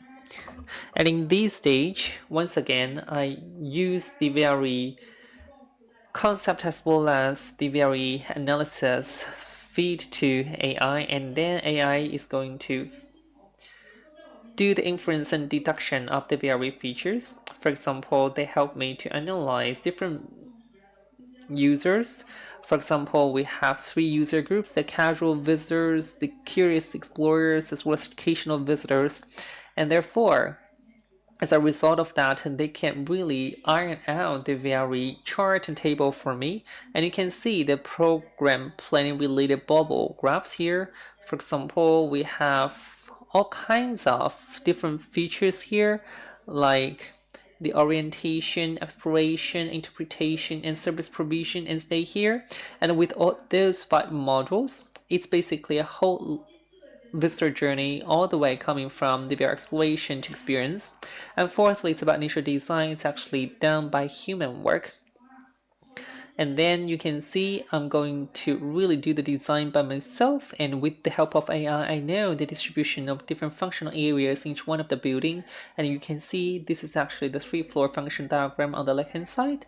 However, for the site itself, AI could not really understand perfectly about the boundary conditions.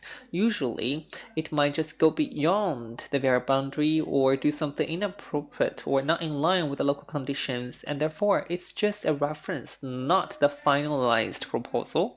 And based upon the AI's output of the functional relations, I do the initial design here, and on top of the initial design, AI could just iron out more, I would say, decoration, furniture related design, but sometimes the specs of the furnitures might not necessarily be good and the circulation might not be smooth.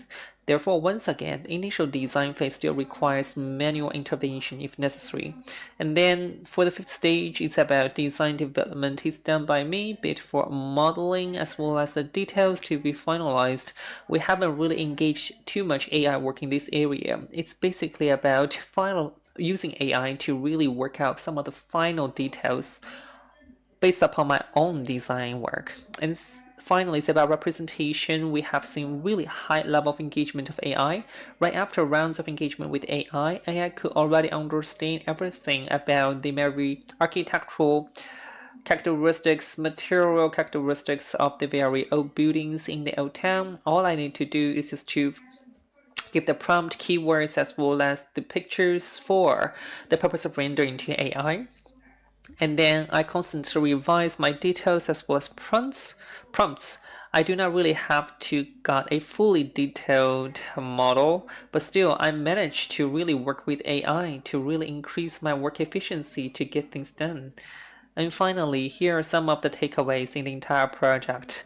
In the process of design, I feel like AI could do 2 things very nicely for me. The first one is about the very distillation of information, and then it's about the very rendering and expressions. But still, there are drawbacks. Of course, AI could give me some proposals or rough ideas. However, it's hard to understand the very complicated local conditions as well as the real and authentic intention of architects. Overly relying on AI might just require too much time and efforts to do rework. Then it's not efficient anymore, and therefore AI is only gonna be a co-pilot for me. However, for the decision making, it's done by human beings, and for AI, it's basically about playing a coordinated role in ironing out all those details. And that's it from me. Thank you. Thank you so much, No Mu Ling, and now over to Long Ini. Hello, everybody. This is the title of my speech, that is to bring the site back to daily life. The project is located on plot number 3 along MZZ Road in the old town of Mombasa. I would just like to focus not just on architectural form, but rather on how I have used AI as a design aid throughout the entire process, from site analysis and concept evaluation to construction detailing and final presentation. AI does not replace my design work, but instead helps me identify issues more quickly. And you can see this is the overall workflow here. They're all together 4 stages. The first one is about site diagnosis and concept generation. Secondly, parallel comparison of multiple design options. Thirdly, design improvement, and then it's about presentation. In each stage, I begin by defining the questions by myself and then involving AI in analysis, comparison, or generating suggestions. This is not a process where AI automatically generates everything, but rather a designer-led workflow supported by AI. I do such things because I found that AI currently lacks the capability to directly handle complete and complex architectural design problems. Architectural design involves multiple things like site conditions, structure, climate, culture, user relationship, and spatial experience. AI-generated designs often suffer from logical inconsistencies, discontinuous spaces, or an overemphasis on visual aesthetics. However, I found that AI excels at facilitating multi-perspective discussions, architectural criticism. With vast amount of architectural critics, urban studies, case analysis, and expert opinions, AI can quickly simulate diverse viewpoints, such as those of residents, tourists, architects, and operators, raising critical questions about a design from multiple angles. In my workflow, the designer takes responsibility for defining core value judgments and spatial direction, for example, identifying who the building serves, which functions must be preserved, and which cultural aspects need to be addressed. AI in return acts as the multi-perspective critic, assisting with the site diagnosis, design comparison, logical validation, and communication refinement. In this way, everything has become more discussable, controllable, and clearer. And for site analysis, I first fed the AI a map of the surrounding area, functional annotations, and background info about the old town. Assigning in the role of a city analyst familiar with Mombasa's local context, AI helped me identify 3 key points. First, the site is surrounded by numerous mosques and traditional housing, indicating strong daily activities there. Secondly, the dense network of alleys in the old town that lacks public social space for women and children. Thirdly, the site is close to tourist routes leading to Fort Jesus, offering potential for visitor services and handcraft sales. In this stage, AI primary value was transforming scattered observations into clearly designed questions. Based upon the aforementioned diagnosis, I together with AI have developed the design concept. The building will primarily serve as a social infrastructure for local residents, while at the same time generating supplementary economic support through tourist consumption. Revenue from tourists purchasing handicrafts, staying, and spending can in return support women's workshops, childcare services, and community activities. Thus, the building must simultaneously connect tourist economy with local daily life. And then it's about the distribution of different functions. With the help of AI, I divide the space into 2 levels. The first floor and the western side closer to the street are more open, arranged for exhibition, public seating, events, and courtyards, responding to street activity and a visitor flow. The second floor and the eastern side near residential areas are quieter, Designed for reading, training craftsmen, craft workshops, and child-friendly spaces, this arrangement allows the building to remain accessible to the public while safeguarding the privacy and sense of security for local women and children. Here, AI helped me repeatedly examine the relationship between the functions, such as whether visitor pathways, resident entrances, as well as service routes interfere with one another. Rather than immediately setting on a single scheme, just like the first design class, I developed two alternatives. One organized around central courtyard, the other emphasizing street and alley permeation. The central courtyard emphasized internal security, while street and alley permeation emphasized openness and ventilation. I fed AI both proposals, floor plans, functional layouts, site context, asking AI to help compare. This could avoid locking the design into a single idea and find a more promising plan. To make the proposal comparison more realistic, I did not let AI evaluate from one perspective. Instead, I established three distinct agent roles. The first is a local Swahili female artisan who prioritizes safety, childcare, and convenience. Second, a tourist who focuses on entrance, spatial comfort, and culture experience.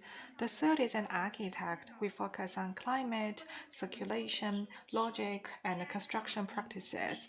Through such role assignments, AI can simulate diverse use rather than offering only judgment. Here it shows how the multi-agent evaluation operates. I import two design proposals along with contextual background information.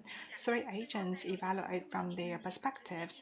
Finally, one agent consolidates into a table, integrates strategies, and gives recommendations. It's like a small-scale design review, but it can be repeated rapidly with a short time frame. AI does not provide an answer, but establish a more systematic environment for discussion. Through multi-agent comparison, I selected the street and alley permeation direction. Because Mombasa's climate is hot and humid, requiring natural ventilation, other pathways can also strengthen connections between streets. But AI pointed out that it may suffer from insufficient integration with surrounding and overly strong direction emphasis towards the center. So I went for the second round improvement. Here, I used AI to further develop the shading system for the entire alleyway. I compared three options. First, the original heavy archives and modern tensile membranes or modular fabric shading. I asked AI to evaluate through architectural coherence, local culture relevance, and constructability. Here is not to choose a more beautiful roof, but see which one suits the climate, construction, and communities. Finally, I go for this modular fabric shading. AI evaluates that heavy archives offer structural stability. Their scale feels overly massive and risks evoking Arab or North Africa imagery. Large-scale tensile membranes, while modern, entail high material but high maintenance cost. Modular fabric shading is lighter, aligns more with everyday craftsmen and local textile conditions.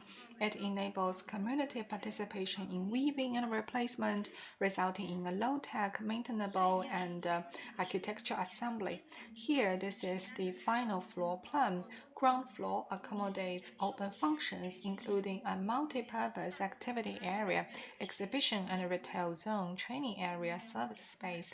Second floor, reading room, craft workshop, service spaces, balconies, multi-purpose activities, exhibition and retail terraces.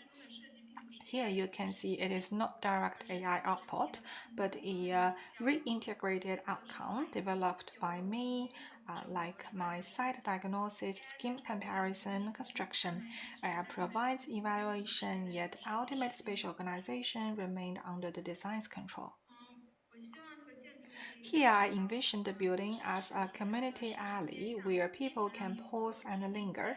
Ground floor invites visitors and residents to go inward. Second floor forms a quieter, safer platform. Open pathway running through the center functions among the circulation, social, and climate space. It allows wind, light, people, and activities to pass freely, transforming the site into an integral part of everyday life. After the spatial design, the visualization phase. Here I used AI rendering workflow. I established a simple white model and line drawing to clarify building massing, perspective, openings. Then I used AI to generate materials, lighting, vegetation, and atmosphere. So this prevents AI from altering the architectural structure.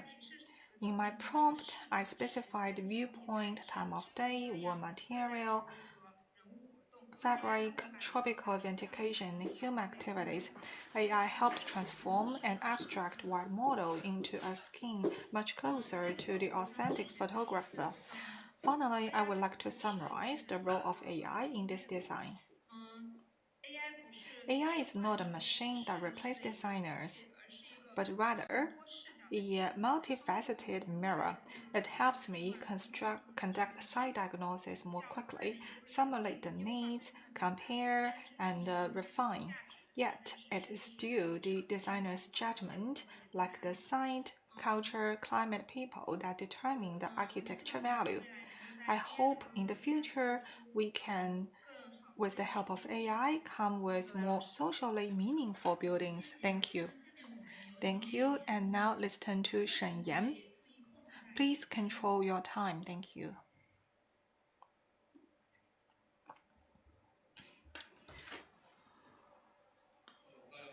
Hello everyone, I'm Shen Yan, and now please allow me to introduce to you my architectural AI agent. I will start with the concise overview of my project. During the fieldwork in Mombasa, we identified some issues: inadequate tourist services, poor visitor experience, insufficient basic infrastructure resulting in safety hazards, weak cultural representation, underdeveloped commercialization. So, constructing a compact visitor center under 1,000 square meters, focused on core services, and sensitively integrated with the historic town's architectural character, emerged as the urgent need. Let me introduce to you my workflow. I want to take this opportunity to explore how AI can participate in the design. More importantly, in the overall plan and design. Here I build an agent so to work with me during early stage functional zoning and massing generation. Refining is done by me. AI helps only in drawing. More specifically, I feed site context and other basics into the LLM, which then outputs a simplified brief. Then I construct an agent using AI. This agent synthesizes input data like surrounding buildings, historic towns, urban fabric, my initial design ideas to generate a rough scheme. And it undergoes the thermal performance analysis and optimization by AI, then reaching a draft.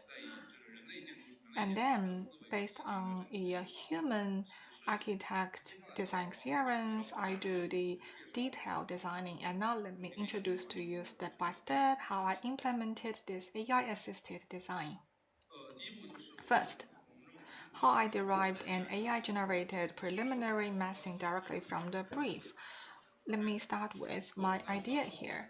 During Mombasa, in looking into the buildings, I observed typical room unit depths and widths, finding most ranged between 2.4 to 3.7 meters in width, 4.5 to 6 meters in depth.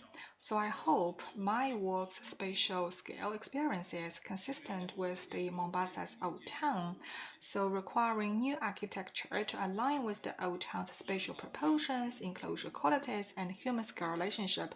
So I adopted 4 meter times 4 meter times 4 meter unit as the fundamental room module. For this agent, it will calculate automatically how many such units each function requires, and next is to assemble them to a coherent massing. And before that, let me explain how my agent was constructed. I don't know programming, but with AI, I generate preliminary plan. Here, I integrate Kimi's API into VS Code. The final 3D massing visualization is rendered through a web-based 3D visualization platform. Here you can see it has 4 different colored zones representing functional rooms, circulation code, auxiliary spaces, and open spaces. Here, how do I train agent to design buildings as closely as possible like a human architect? Here, let me show you the right side, which is my training process. So, it constrained the range of massing possibilities AI could generate, as shown on the right. So I translated these requirements into code via AI and embedded into an agent, enabling it to generate only forms aligned with my intent. Like in the topmost on the right, I specified that public spaces should dominate the second and third floor, auxiliary spaces should be at the rear, and service rooms should be placed accordingly. AI convert these instructions into executable code and came with 100 different plans. In my practice, I put dozens of requirements. Many are the basic design requirements by architects, like how to arrange large spaces, how to balance active and passive zones. In place like Kenya, how do I harmonize the thermal performance with formal design? Here, the advantage is my agent is super customized. It is for this project, for this site. If you use the general AI tools for this early stage massing generation, you'll find them it's hard to train them. Like trying to build a customized presentation with the help of Doubao. Beyond conventional architecture considerations, thermal performance is important for Mombasa buildings. So during massing generation, I integrated thermal calculations so to ensure the design meets basic thermal performance. Once the agent delivered multiple plans, I had another AI place them within historic town's context and analyze their thermal data using professional simulation tools. Here is a visualization result. You can see these codes. If you are interested, you can scan this QR code at the right top. You can see how I turn them from the smaller room units into an initial massing design. I want to emphasize the optimization here. I will summarize later.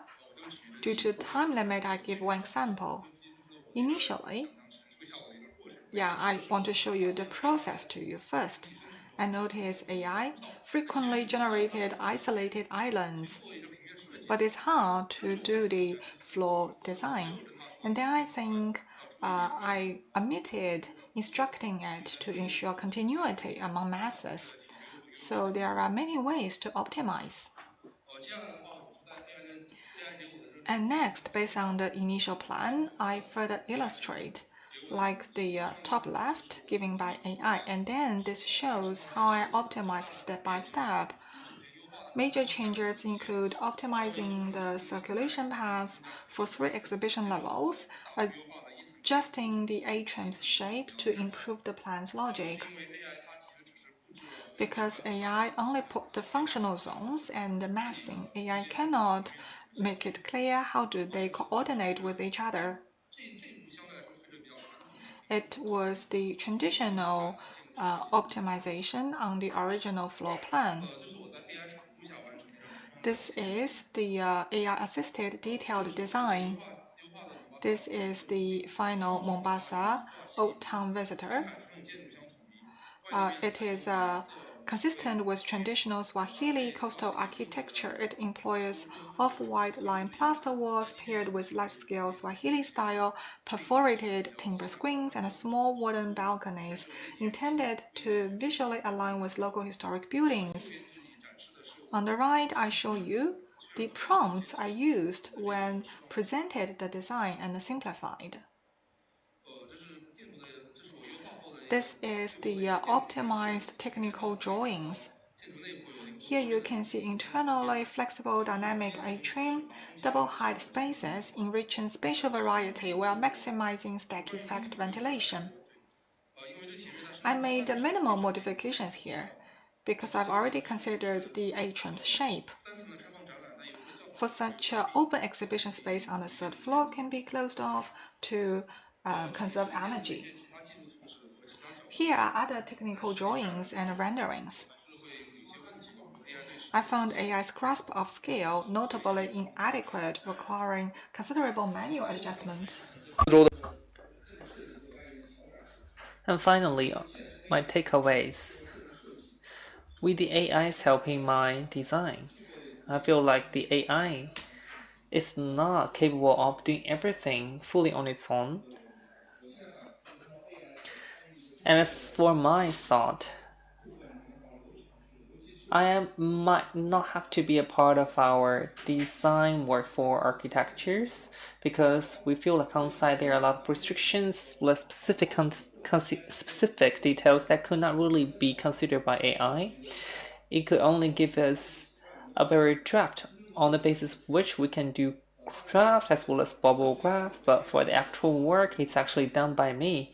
But I see more of the limitations of AI.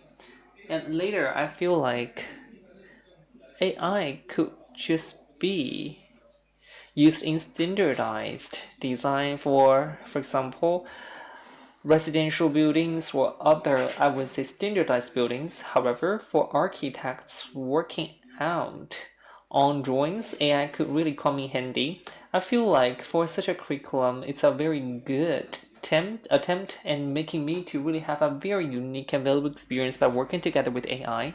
Thank you, Shen Yan. And now here comes the very feedback session. Maybe Professor Shi? Anything coming from you, please. Thank you. Please use the microphone.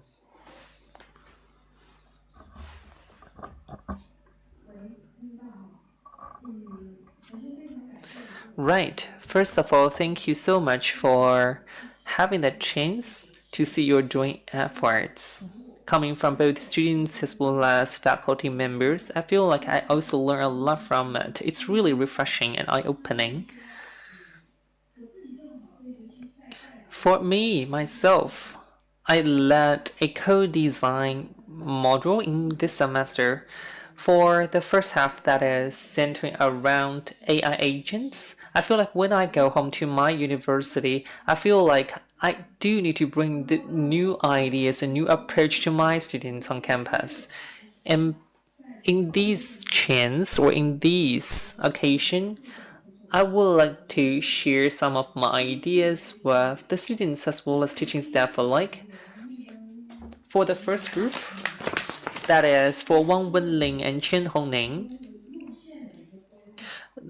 the route planning or itinerary planning, I feel like it's something really turned out to be effective. And also we have multimodal interactions with AI agents.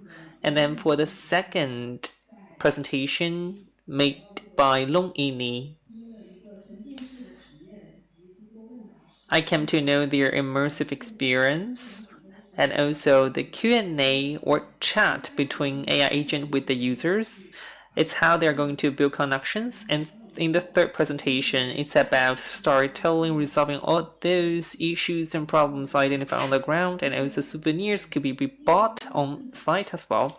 For the fourth presentation, they have 3 clues or 3 different perspectives to bring 3 clues, that is coastal clues, the Swahili as well as the urban life clues to the entire old town. And the fifth group focuses on dual NPC design through all those chat and interaction. Everything has made so naturally engaging.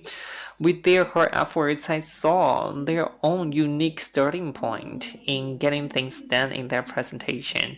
And on that level, or on that note, here comes my own personal thoughts. I still remember there is an engaging experience created for users, and maybe through the route planning, you might feel like the visitors can be really tired, and then they will open up their mobile phones, raising all kinds of different questions to the AI agent.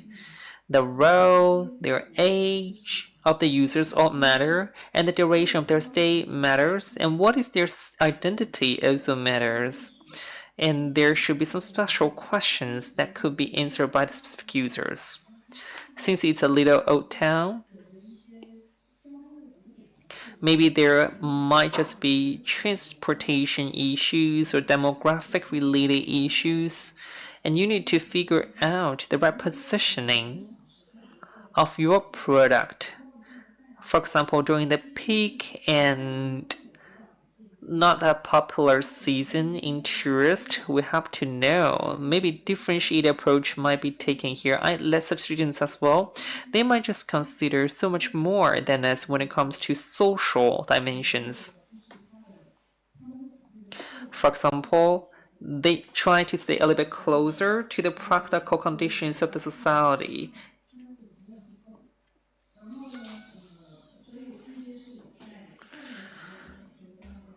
And on that's something I would like to share with you. And then for the second layer, that is on the building itself.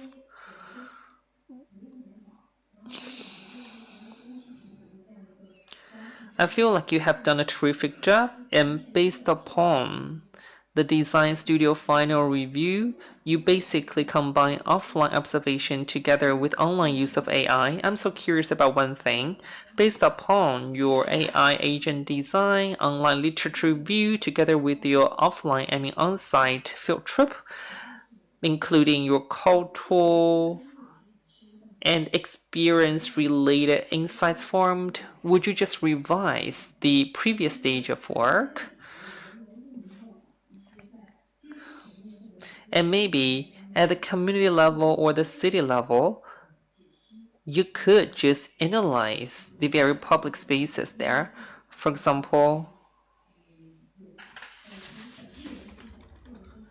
put yourself in the very shoes of local people, and then to see how you can make full use of space syntax to better interpret the old town. Maybe you also need to see the historical evolution of the public spaces. Maybe the area in public spaces has been consumed by other purposes and therefore it's shrinking. Have you got to know all of them? And you might need to understand why such buildings or one or two buildings might just be demolished. But anyway, you just need to bear the big picture here as you understand the history of the very old town. If you cannot do that, maybe you can just focus on one pilot and then scale that up to the entire old town. And at the building level or architecture level, you try to understand the local architectural design language as well as the very spatial combination patterns. Maybe you can use AI to figure all of them out, but could you possibly take one step further in considering the macro environment, for example, the facade, the space, and how is it related to the climate locations there? And thirdly, when it comes to innovation, you need to think about how you can make a better use of AI. For example, you might just have all the buildings with Swahili styles, but as an architect, could you think a little bit more about the building materials, as in how AI could be used by you to make full use of the coral stone or the window patterns? Maybe the point is how the conventional technologies and materials could just be integrated with modern touch or modern design philosophy, and in this way we bring together the past with the present. Also, you talk about climate adaptability, and maybe for your own spatial design as well as architectural styles, they need to serve for that purpose. For the physical simulation, maybe AI could come into handy as well. I know for a group, you work on the very thermal analysis of the buildings. And could you also do the simulation at the very building or architecture level as well? That's something maybe you can think about that. Katerina. Yeah, thank you very much. First of all, thank you all the students. I found all these presentation very impressive, I have to say. And for me, concerning like the first part about the projects, I have to say I'm a very old-fashioned tourist. I go around with paper maps, so for me it's very like interesting to imagine how to interact with cities with like historical sites in a new way, very innovative way. In some cases, I think maybe it's very important to understand how to make this experience still very connected to culture. Because sometimes maybe such immersive experiences, maybe they take you a little bit far away on the culture itself of such places, and maybe you will lose some very important issues. But overall, I think the students really did a great job. And also the entire design studio, I think it has been very well organized, because for students in this phase, I think it's very important to get in touch with different contexts, very different from what they are used to see every day. So they push them to think something new. So I think this is very useful for the future approach to their future jobs and so on. And concerning this experience with the AI, these AI agents for the building development, I think from my perspective, the process of like validation of all the information you can get from AI is very important, because I mean, you can decide in some way to trust AI because, okay, AI can actually validate a lot and verify a lot of data.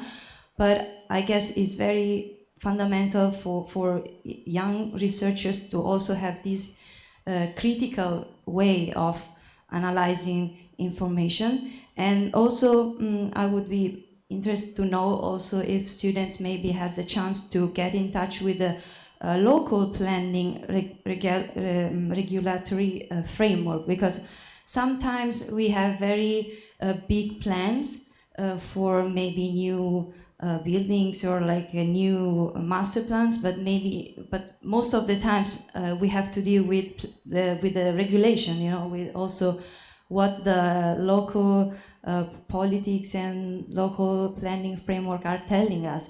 So I think this is also very important. And yeah, so I guess this opportunity to test this AI, to test the potentials and dimensions is very impressive. So I think I will take all these very good inputs, and I will take back also to my students, because I have to say in Italy we are not so developed in this way. So thank you very much for all these meaningful insights. Thank you, thank you. 因为 Stephanie 有了可以请再做一个总结。Stephanie, could you please do a summary here? So I did not really understand the last words, but yeah, I can just follow my colleagues, and thank you again for having me here. And I think it's such a even though I'm old-fashioned as well, I think it's such an interesting way to go, and to also find out what we can do and what we can perhaps not do in a sensible way. So yeah, I'm just really happy for being here. Thank you for all the students. I'm really sorry that I cannot join the last presentations, Yeah, I take a lot out of this and wish you all a lot of fun. Thank you, thank you.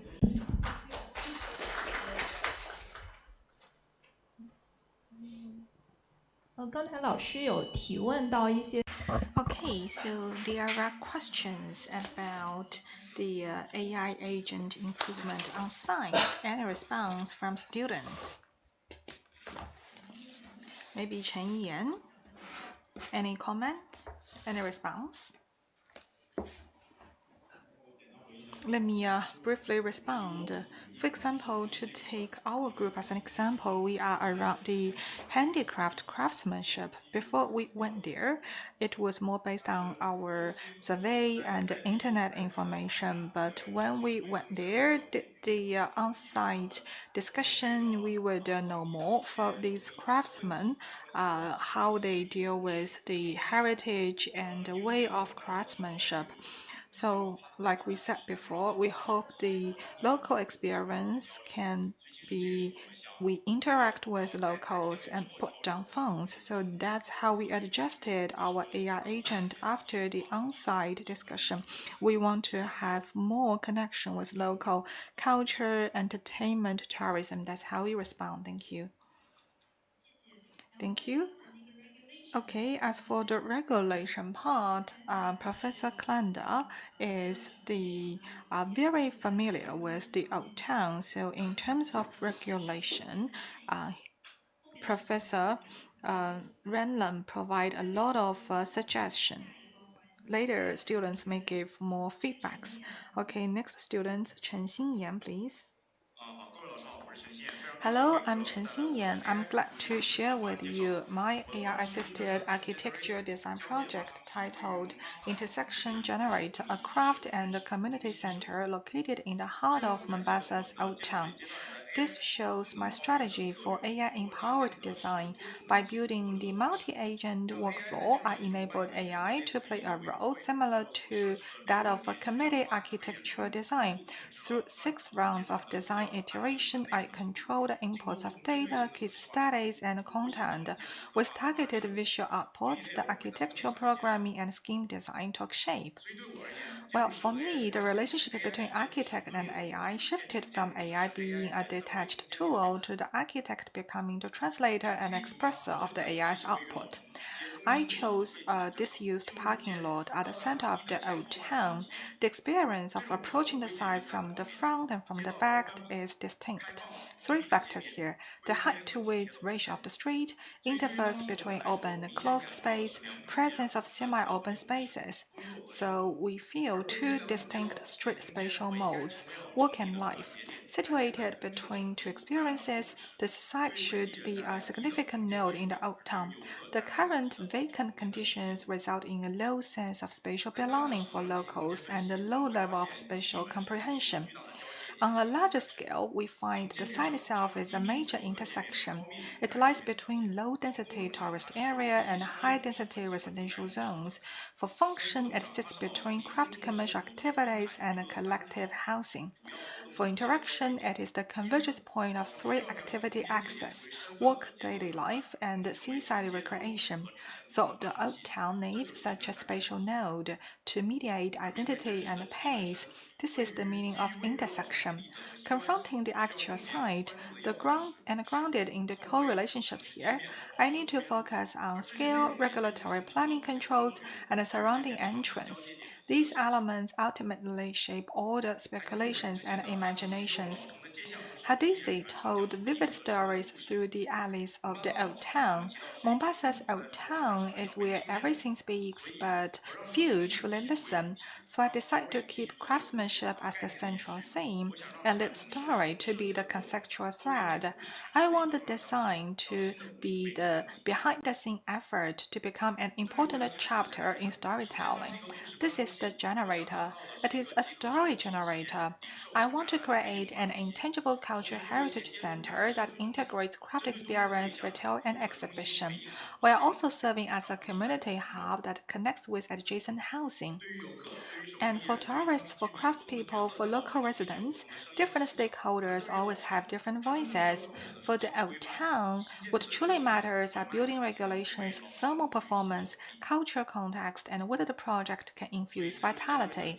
This is the second meaning of generator, a spatial generator. Based on preliminary research, I reconstructed online AI agents. They are the digital spokesperson for all the individuals we interviewed on site. Different roles emphasize different aspects. Demands are diverse. Faced with complex needs, I introduced an omniscient architect role, a professor, and the spokesperson.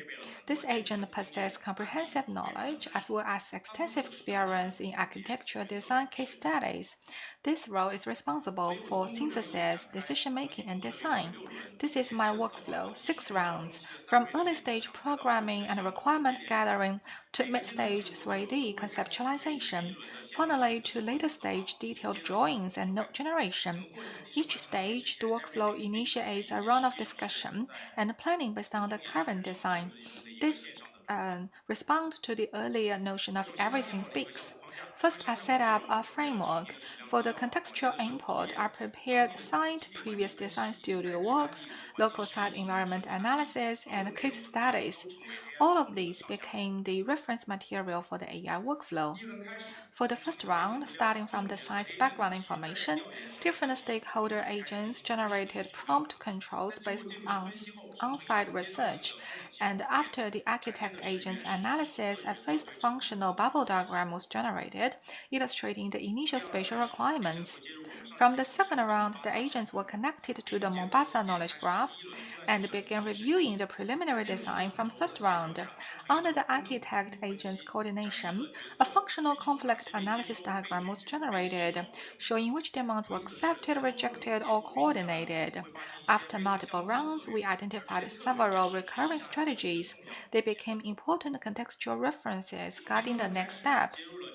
From the third round, I introduced the concept of economic indicators, including FAR, building density, floor height, and the number of stories required by regulatory planning. Due to the hallucination AI, final outputs contained deviations, but we focus on common pattern, like the partially 4-story relationship courtyard layout. To prevent excessive deviation from hallucination, starting from the fourth round, I grounded the previous conceptual analysis. After multi-agent analysis and coordination of plans, a 3D circulation organization was generated. I attempted to illustrate sightline and shading relationship. Fifth round, similar to specialized design, I focused on climate-responsive design strategies. The agent put forward specific requirements, and the agent, drawing on local design precedents from Kenya and Mombasa, developed different detailed designs for various facade positions. In the final round, the other stakeholder agents no longer participated in the discussion. The architect agent, from a professional perspective, completed the summary of the entire process planning, along with rendering based on the reference scenes I provided. This is my design, the final presentation rendering of the intersection generator. These are technical drawings and scene representations of the scene, including multiple entrance, central courtyard, workshop spaces, and other key things. Multi-level plan shows the spatial organization of the clean craft areas along with the aerial perspective. This is the clean craft and from bird's view.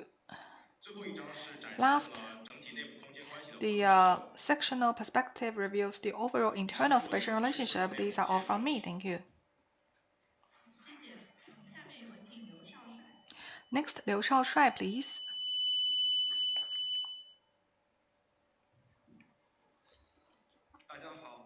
Hello, everyone. I'm Liu Shaoshuai. For this Mombasa Old Town Heritage Protection, my design is the memory exhibition hall. And this is the design workflow.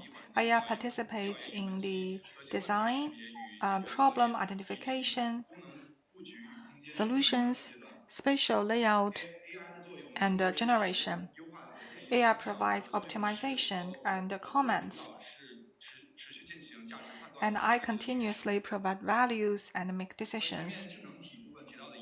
Just like the agents, I focus on how to decode this old town. Faced with the history, I chose the culture architects as a type here. In the beginning, chatting with GPT, I asked the heritage protection in the old town, what are the issues, what is the positioning, and what are the necessities. From the answers, I chose the memory exhibition hall, which is both dynamic and active. Based on complex history of Mombasa, AI identifies issues and summarizes materials. It helps to summarize and connect the clues with the Mombasa. I chose the north region of Mombasa, a 500 square meters shuttled space. It is in the intersection of three spatial lines, also at the street cross-section, which can serve as an anchor for tourism. It is a little bit away from the Fort Jesus, so to avoid the interference from visual and function of the old building, I further look into the key issues I need to respond. The first is the rich history but lack of narration of history. Second, weakened culture expression. And third, difficulty in climate environment. By connecting with the knowledge graph, AI helps me to set up the relationship between the database and the history. Fragmented history needs to be shown. By weekend story, we need to emphasize the non-cultural heritage in the daily lives. For climate, in line with the multiple stories, the ventilation, we can respond accordingly. For non-history part, which AI is hard to explain. So for surrounding environment, I did the investigation as the backup.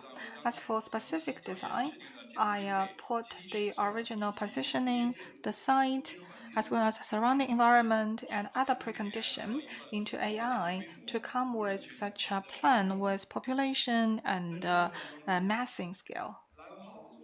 Lion House, Leven House as this historic building to preserve the past. New buildings can be extension of the original function, while old new buildings can play more. So we have the exhibition halls, the galleries, the workshops, the lecture halls. So AI plays the role in spatial layout.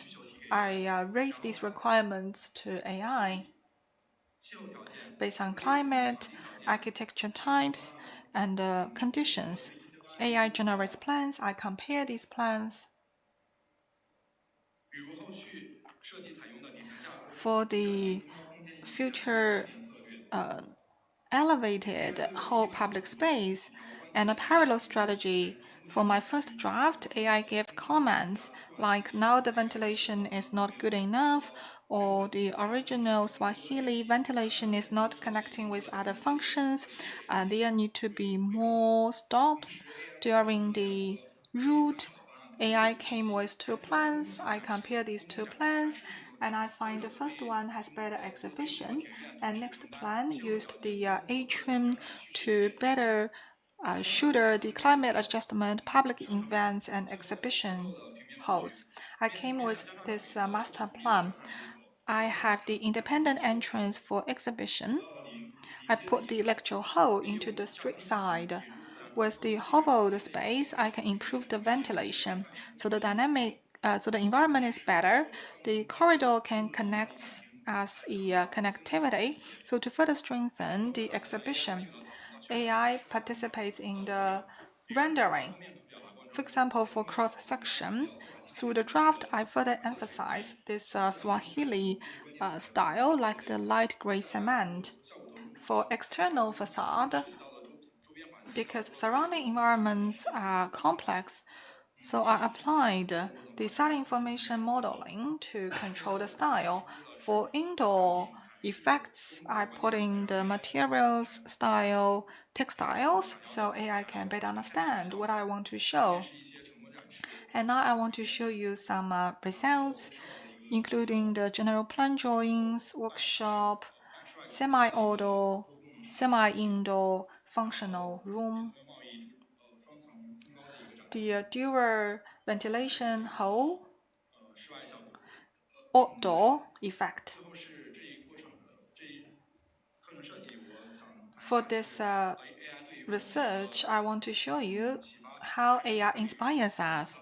First, for complex knowledge database and complicated environment, AI could integrate them. AI has the strong memory.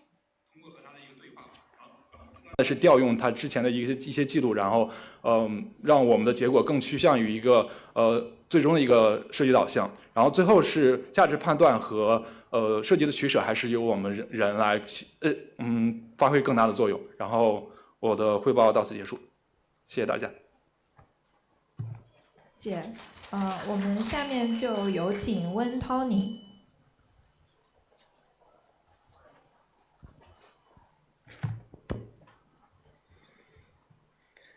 老师们、同学们，大家好，我是温涛宁。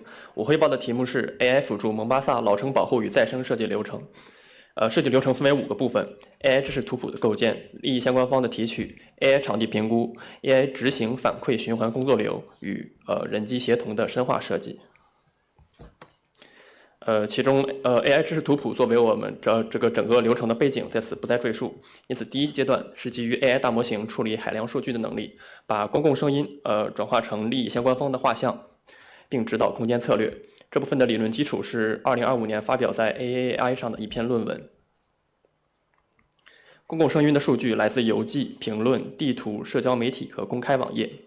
先海量爬取蒙巴萨老城相关的数据，并按规则进行 AI 过滤，把上千条候选信息筛选至227条，再扩展成本地议题，形成可追踪的数据源。单条评论会根据设计的 schema 被结构化为来源、地点、需求、情绪、空间暗示、因果关系和审核边界等词段，保证每一次的 AI 判断都会回到最原始的证据中。在海量的声音中涌现出5类人群：游客、商贩、受卫生影响的居民、治理协调者和日常街道使用者，还涌现出了大量他们与老城空间之间相关性信息与因果关系的信息。智能体把这些相关性信息和冲突和需求按规则交叉转译为设计语言，最终得到了具体空间任务的优先级。比如旅游与日常动线分离有94条声音支撑，历史节点的清晰呈现有90条。第2阶段进入场地设计，智能体将根据场地信息与数据进行场地分析，并判断哪些地块能较好的承接这些空间任务。我分别输入了5个候选地块的边界信息，边界关系、空间坐标、街景照片、周边节点和场地内现状。智能体将进行定量分析与结构化的输出。这是生成的地块分析卡，5个地块共用同一条维度去呈现遗产、冲突、日常生活、旅游、可实施性、公共性和证据强度。这一步是把结果翻译成5种场地角色，它们分别是路径节点、交通复合界面、日常微空间、遗产修复界面和再利用空间，作为下一阶段的生成目标。进入第3阶段 AI 建筑设计。这里 AI 不是一次性的给出方案，而是进入一个反馈循环，每一轮都有2个输入，上一轮平面数据和当前的平面图像。负责视觉的模型负责看图、判断尺度、关系、气候策略、边界和功能是否合理。MCP 模型负责根据评价实际操作矢量图形进行绘图和改图，然后系统更新 JSON 数据和矢量图形，再进入下一轮的流程。首先，我先对人类建筑师的设计过程进行分析。整体流程上看是调研分析、出方案、评审、修改方案、再评审、再修改的循环。在具体的操作层面，也是一次次对模型和图纸的观察、判断、推进执行或修改、再判断观察的循环。我想尝试用 Loop Engineering 的思路模拟这个过程。但是 AI 的指导不能仅靠预先练的知识。Engineering. And you can see that for the very Mombasa's old town will really have to really simulate the very human behaviors as done by AI. And know that the context is here, and now I choose the very parking lot site, and based on analysis from the phases 1 and 2, the site layout is determined to be a mixed-use function integrating transportation nodes with Mombasa Cultural Center. And you can see this is the collaborative workflow of the first iteration. The MCP model first reads base context and generates a rather unusual design proposal based on its interpretation. The visual model then acts as a reviewer, examining the drawing for spatial scale, circulation of conflicts, functional misalignments, climate responses, providing numerous suggestions for revisions. Subsequently, the MCP model translates these feedback points into cooperation that manipulate vector tools to produce an improved version of the design. And you can see that from the first to the fourth round of the very work, initially the design preserved parking space on the north side and added a new tuk-tuk shuttle stop while arranging basic cultural center functions in courtyards along the south side.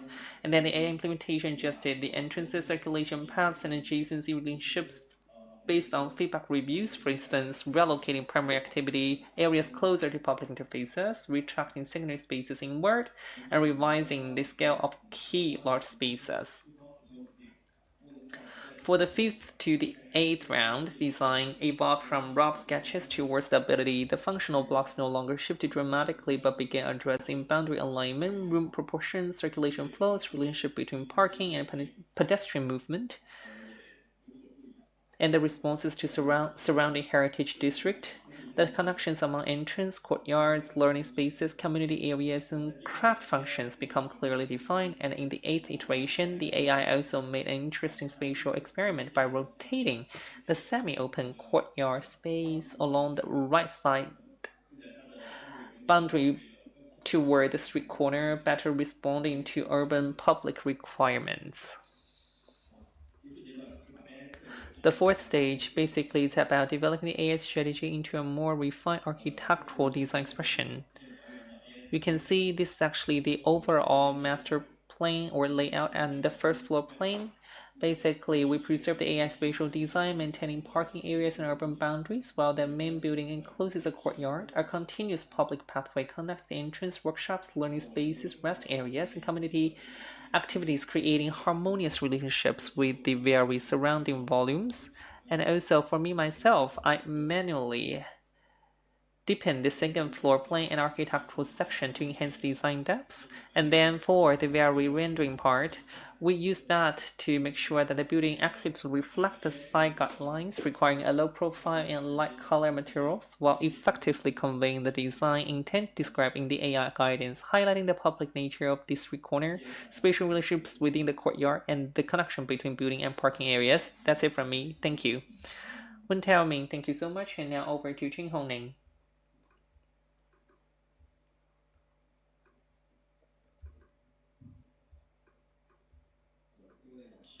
Ladies and gentlemen, greetings to you all. I'm Ching Hong Ling. Today I'll be basically talking about connection for Mombasa Old Town Tourist Center design. Of course, we have an AI workflow embedding in my research. Basically, for parts of my presentation, first of all, AI workflow, then site and background analysis with the help of AI. And the output, we know AI develops very fast, but when it comes to use AI as a supplementary method, I would say several problems might occur. For example, hallucination, or could not really maintain consistency of work in long term, and they could not really understand everything about the dimensions of the actual site. And therefore, I recall the AI workflows. Basically, two threads here. The first one is the things that can be done by the designer. For example, the objective, the materials we can look into, and the direction to go. And then for AI's work, it's about consuming all those materials and help designers to really work out the right design philosophy and language, and to do the assessment and do review and support. And this is actually a three-step approach here. The first one is to establish the library. That is actually the survey part in the first place. And then for the historical materials, understanding by AI, and then it's actually discussion and interaction with AI, and do the very iteration of our proposal solutions. And that's the bridge we have built between human beings as well as AI for all those tedious as well as repetitive work is actually undertaken by AI. And for me myself, I focus on the very design itself. For the site, it's actually the very branch road here next to Jesus Fort. You can see that when it comes to the field trip there, they simply lack the function of parking lot as well as the place for tourists to take some time off. Usually it is because of the lack of information about the old town. Visitors could not really make the most out of the old town, especially in the hot summer when we finish everything. In touring the very old town, we could not really find the right place to take some time off and really have a recap of what we saw in the entire journey. And then I simply have the very in-depth input to the AI. And then after consuming the AI could give me the very feedback. And they told us where should I really start with my design. I really have to really understand the vibes of the old town, the coral stone use, as well as the facade of buildings, and that's related to the local life. And they also summarize the climate situations as well as the source of the input. And then I take one step further to propose my design philosophy. That's connection. That is to the connection between the tourists as well as the old town, the circulation, as well as the workshops. And we can also make full use of the connections between different parts of the buildings, other from the entrance to the courtyard. And therefore, for the entire journey of the tourists, they can really have a hassle-free and really relaxing experience. From Jesus Fort, for example, sometimes the weather can be really humid and hot. They might just have some chairs to sit on or have some lights on the streets, but we want to make the entire journey as well as the building really engaging. For the first floor, it's basically for some visitors to take some time off, and then the second floor they can start to build their connections with the old town. And then it's about design. The first one is about the very database construction or library construction. For example, we got the very input featuring the GPU or the satellite data of the old town, and then I'll have still need to just manually got the very input of information to AI. With that, for all those graphics have been translated into vector information like coordinates, like codecs, we can also have the output, and also the AI could also do the inferencing based upon this very input.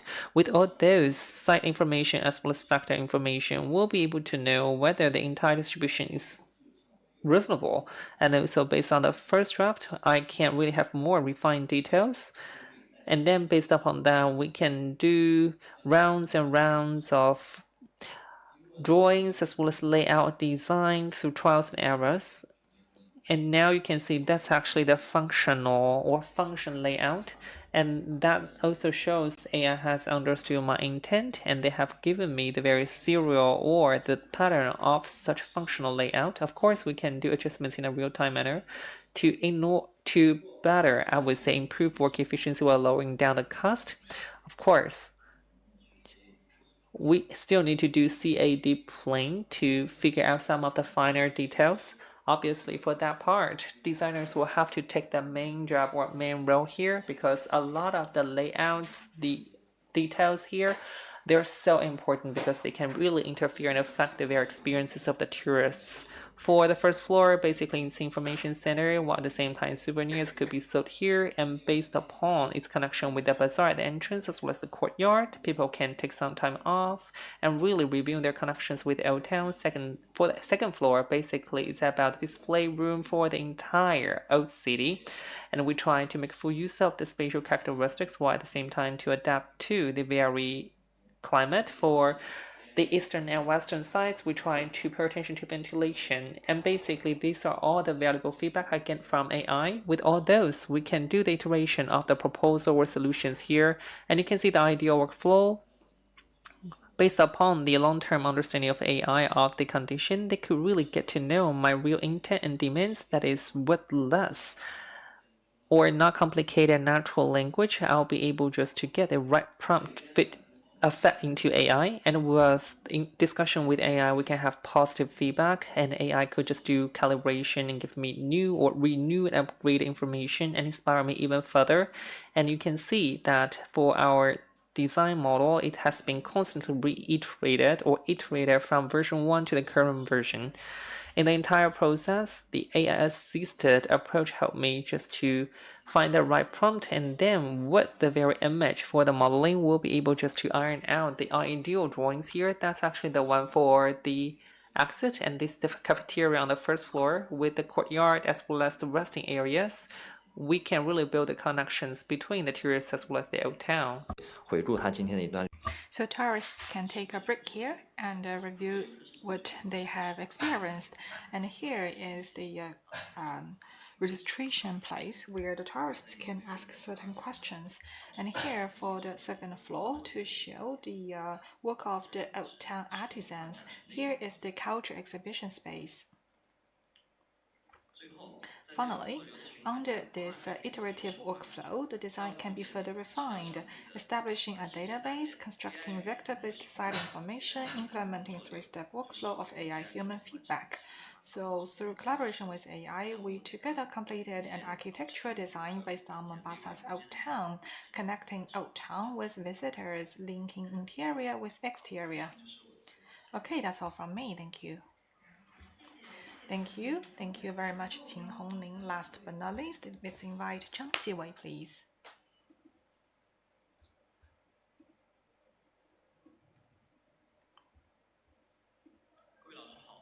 Hello everyone, I'm Zhang Qiwei, and today my topic here is the design of Mombasa Old Town Culture Space.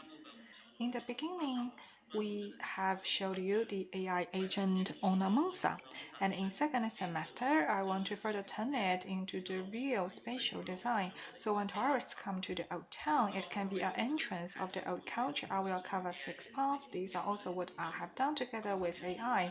These are the information collection, problem definition, program setting, case study learning, design generation, and design development.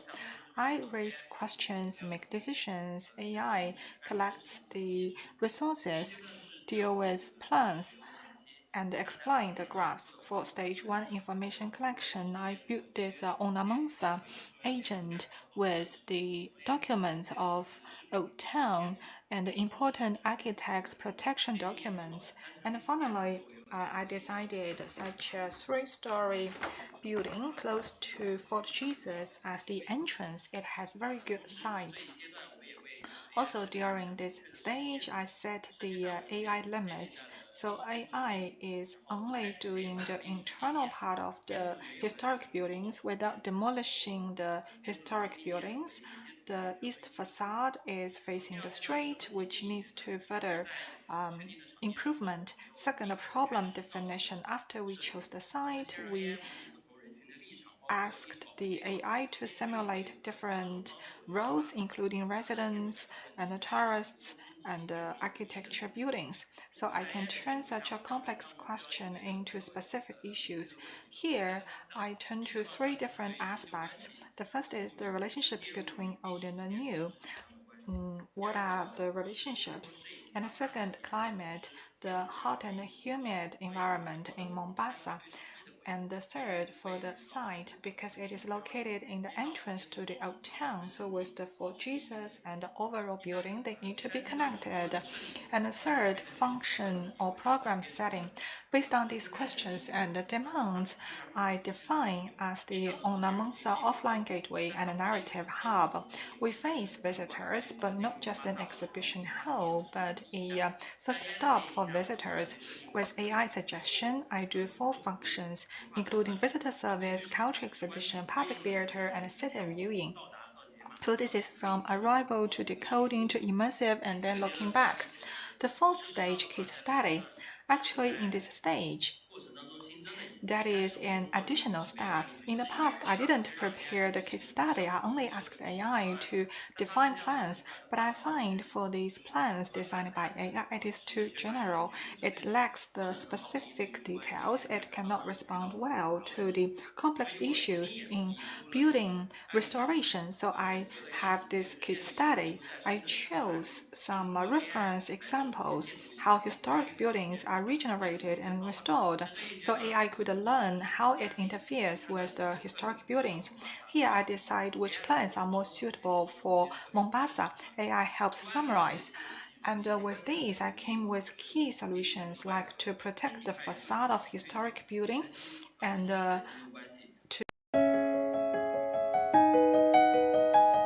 to introducing ventilation and air by demolishing part of it. After the case study, I came to the specific design generation. Based on these, I now have 6 different steps. AI came with the final graphs. The first is keep historic shell and roof. And these are the basic frameworks to be kept. Second, insert new program.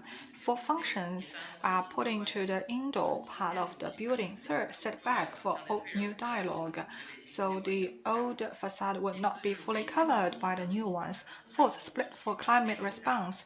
This building is split into 3 plots, so there is air to be let in. Number 5, open ground floor to the street, so to be a more functional and friendly relationship with community. 6, add viewing walkways. So I would insert circulation walkways and viewing paths to connect old and new. And the last is the design development. Here I want to further work with AI.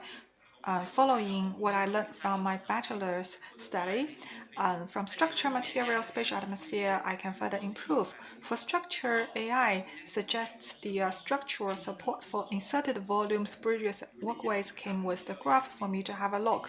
Where needs independent structure, where can be detached from the old building. And second, material, it could came with effect photos, so I can know what is the contrast between historic shell and the new interversion.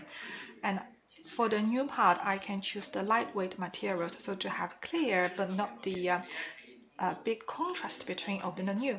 Third, spatial atmosphere. We would explore daylight, circulation, and interior mood of the new spaces, so to turn from a simple structure to specific plans. The final result is like this. So my plan is the old shell is kept while adding the new shell. The first ground is ventilated, and between old and new buildings, these are turned into the air outlet. And to observe the old building, this is the ground floor rendering. Here I want to show you overall design is very much like the dialogue between the old and the new.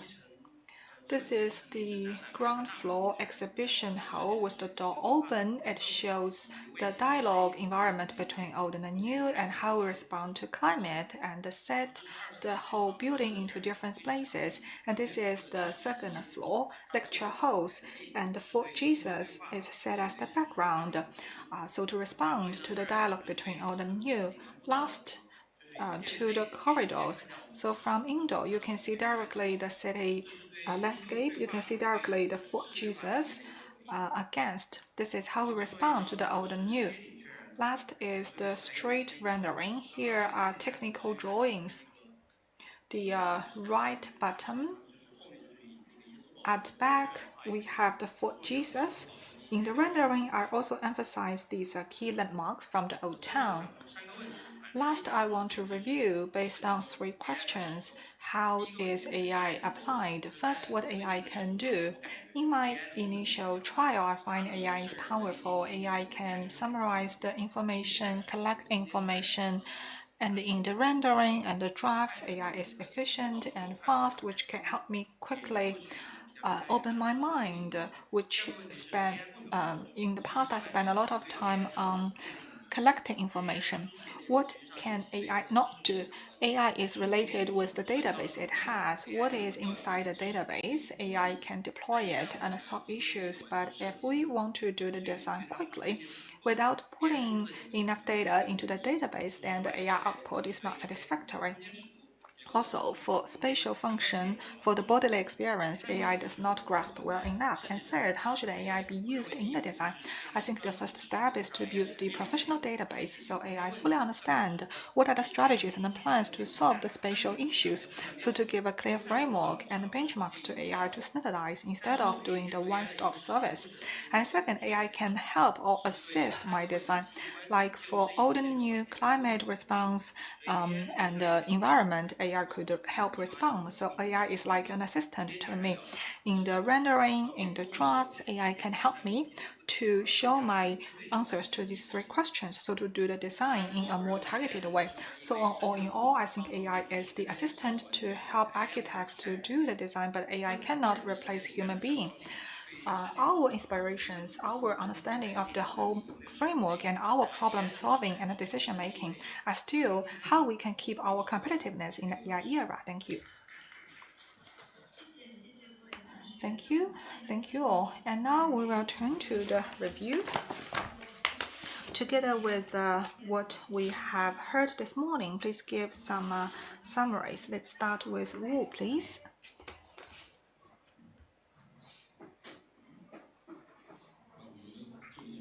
Well, I feel for this stage, I'm very inspired and I've also learned a lot. I'd like to share with you my personal feeling. I feel that in following aspects, maybe we can further optimize the workflow. I mean, for the second part of design, the first is the initial planning. Yeah, like we said, the knowledge graph, knowledge base. Whether can we put the content and information of the knowledge base into local person, like we can collect the texts and voices from locals, or to collect the content from the documents archived in the management authorities, so that we can have a more wild and general knowledge base. So once AI identifies issues, AI can guide us to the aspects we haven't expected before, like the design is not just an exhibition hall or craftsmanship store, whether it can be a medical station, water tower, energy tower, power charging station, where the local people think necessary for their daily lives or can solve their real issues. Number one. Number two,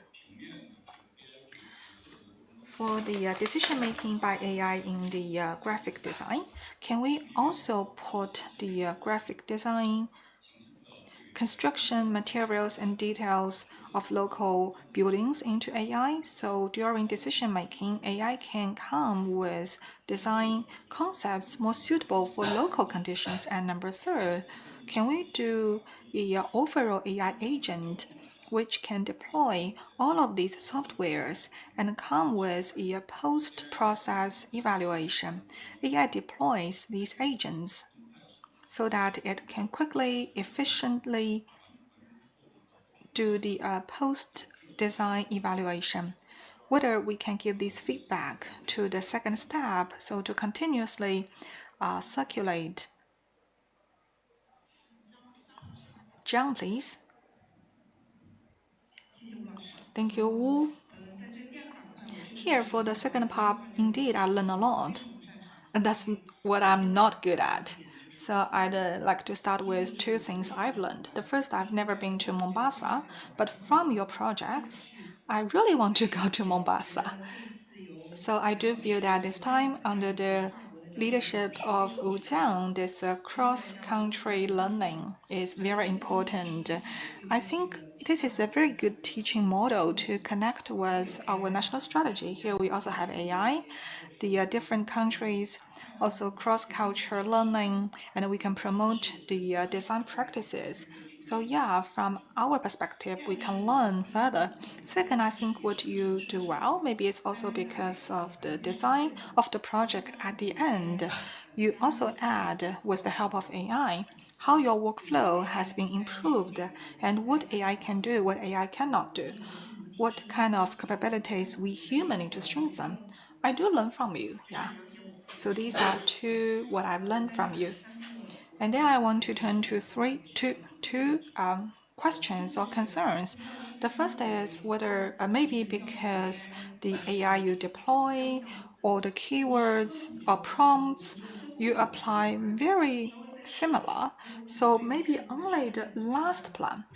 I'm not the expert in the architecture itself. From visual perspective, I think only the last student has a very bright profile. The other 9 go for the dark tone, and the workflow seems coming from the same AI as well. So the visual effect is very similar among you, but the design should be different and out of the box.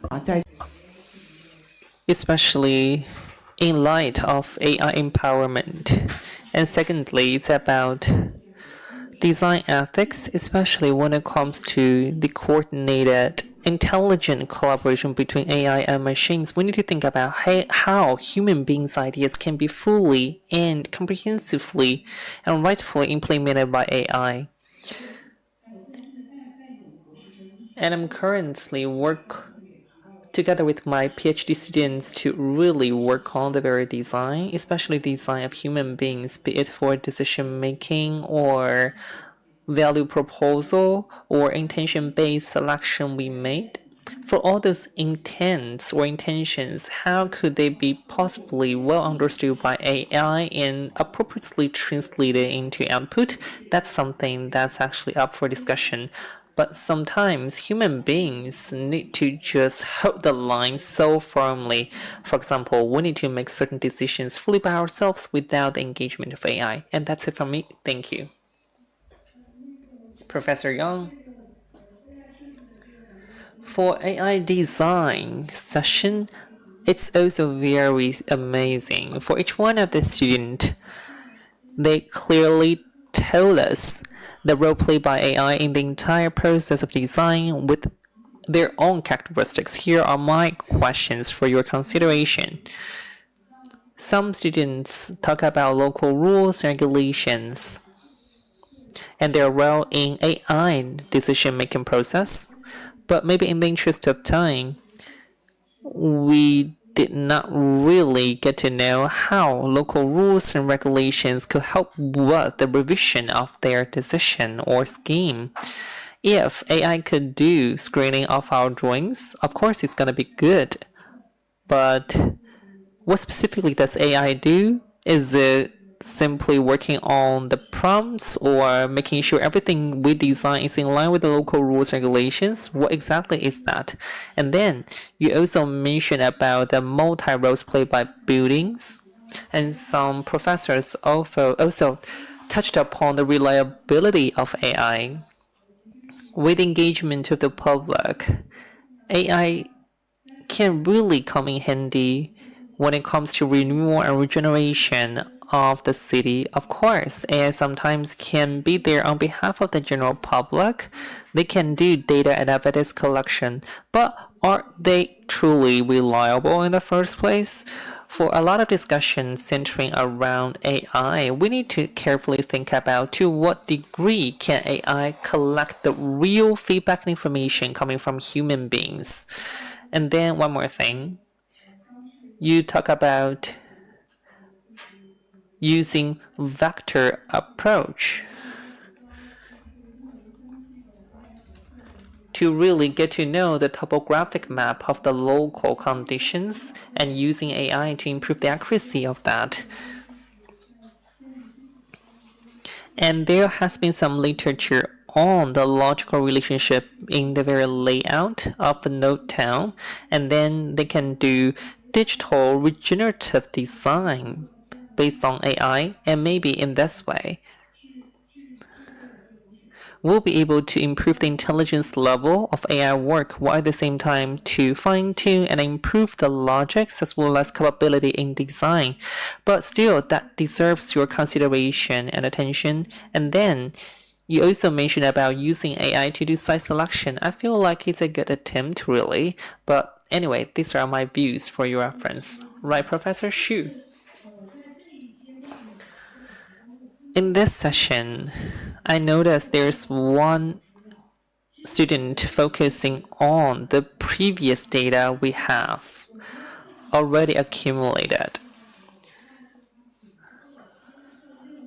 I know you have been working on the program for 6 years. You worked on the OTAN for 6 years, right? Wow. I mean, previous students have already accumulated or summoned a lot of data on the OTAN, and maybe we can feel free to use them as well. For the previous site selection, problems identified related to the OTAN or the existing research results of the OTAN, maybe they can all be capitalized on by you so as to achieve the synergistic effect with your previous students or previous researchers. Obviously, your postgrad students at the moment, and we have so many of you working on the project, and you might have different collaborative relationship. Maybe for some of you, you focus on the iconic building design coupled with the very urban design research theories. And then for the paradigm shift, of course, we saw conventional approach taken. Even if there's not much element of that, I noticed that in the last presentation, the presenter focused on the interior space, improvement without changing the facade of the building, and what are the preservation and renewal procedures that can be taken by him. I feel like it's a very good way to go. In this process, they can learn from others while adopting their own thoughts for philosophy. I don't want to make it like purely AI enabled process. More importantly, it's basically about supported by AI, how much you can do when it comes to the design.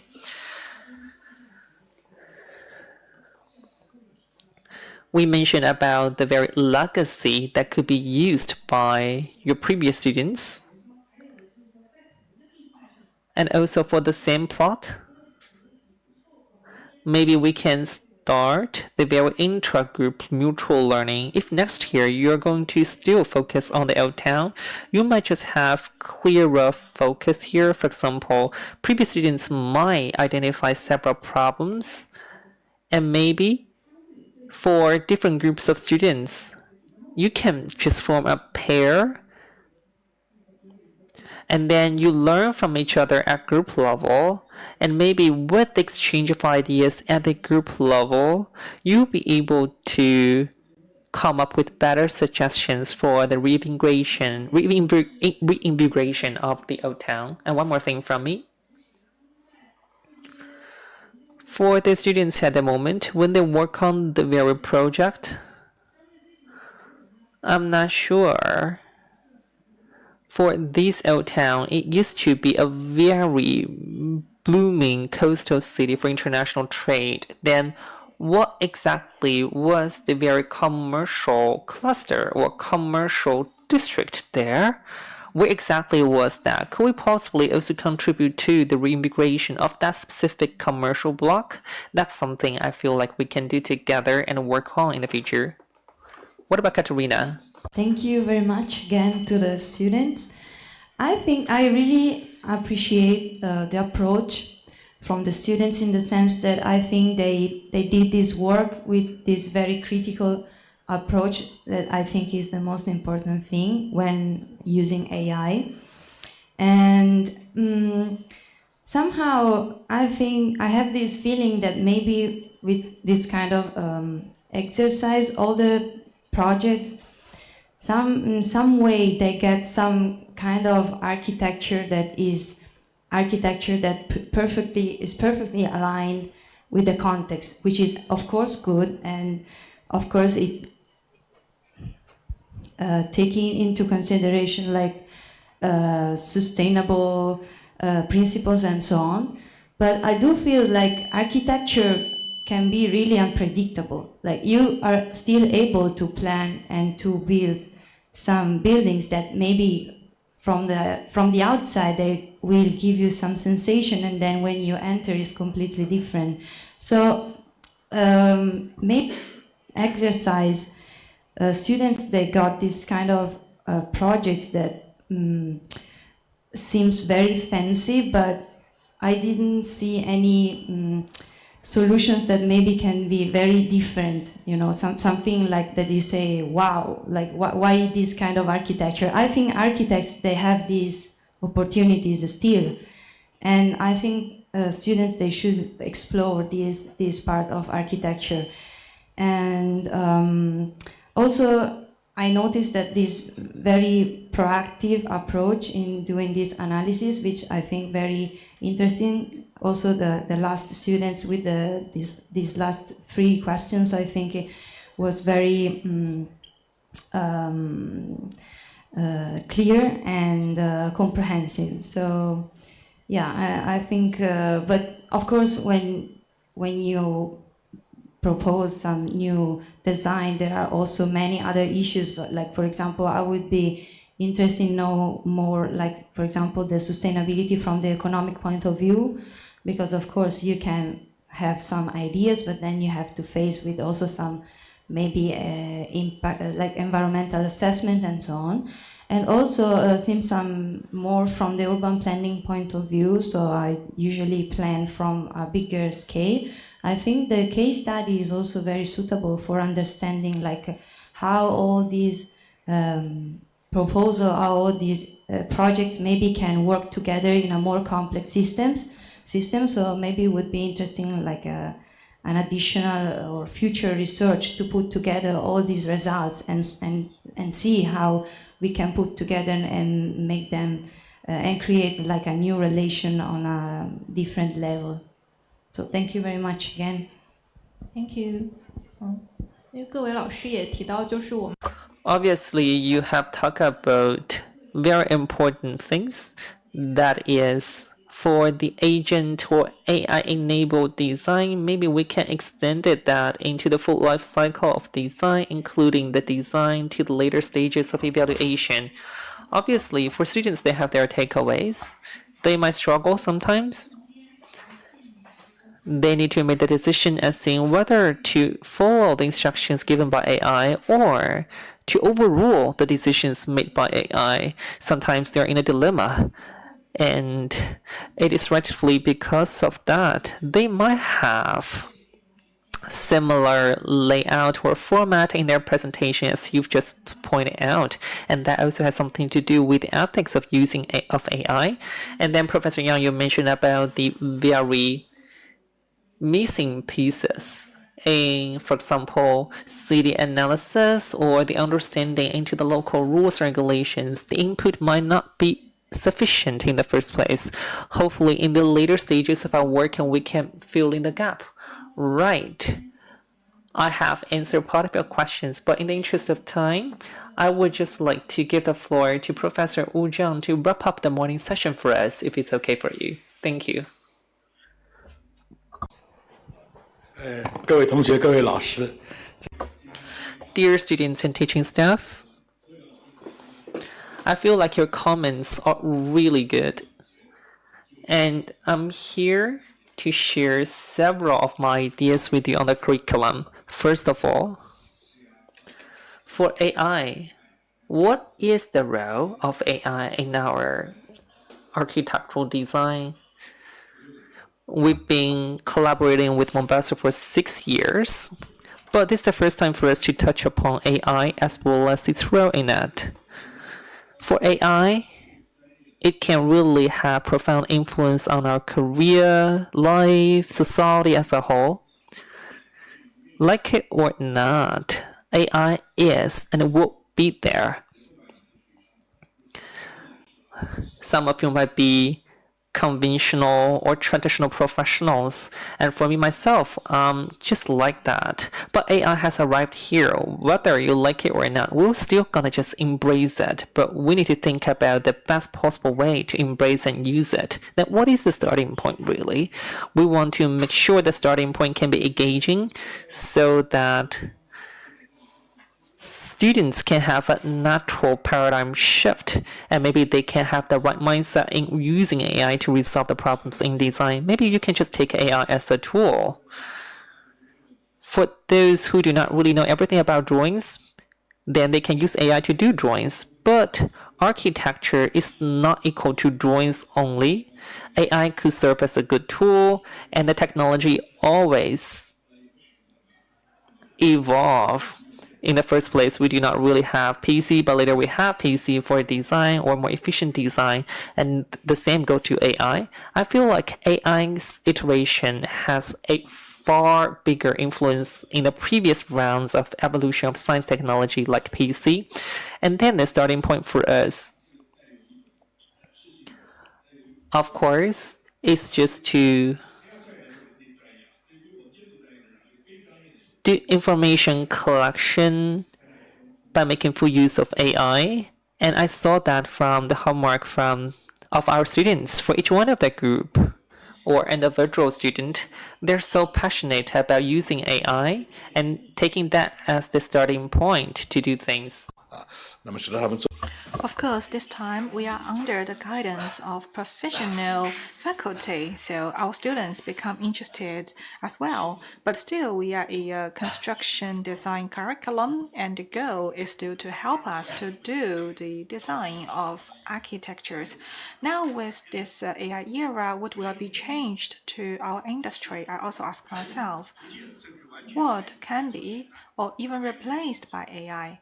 What else will not and cannot be replaced by any tool, including AI? What is so unique for us?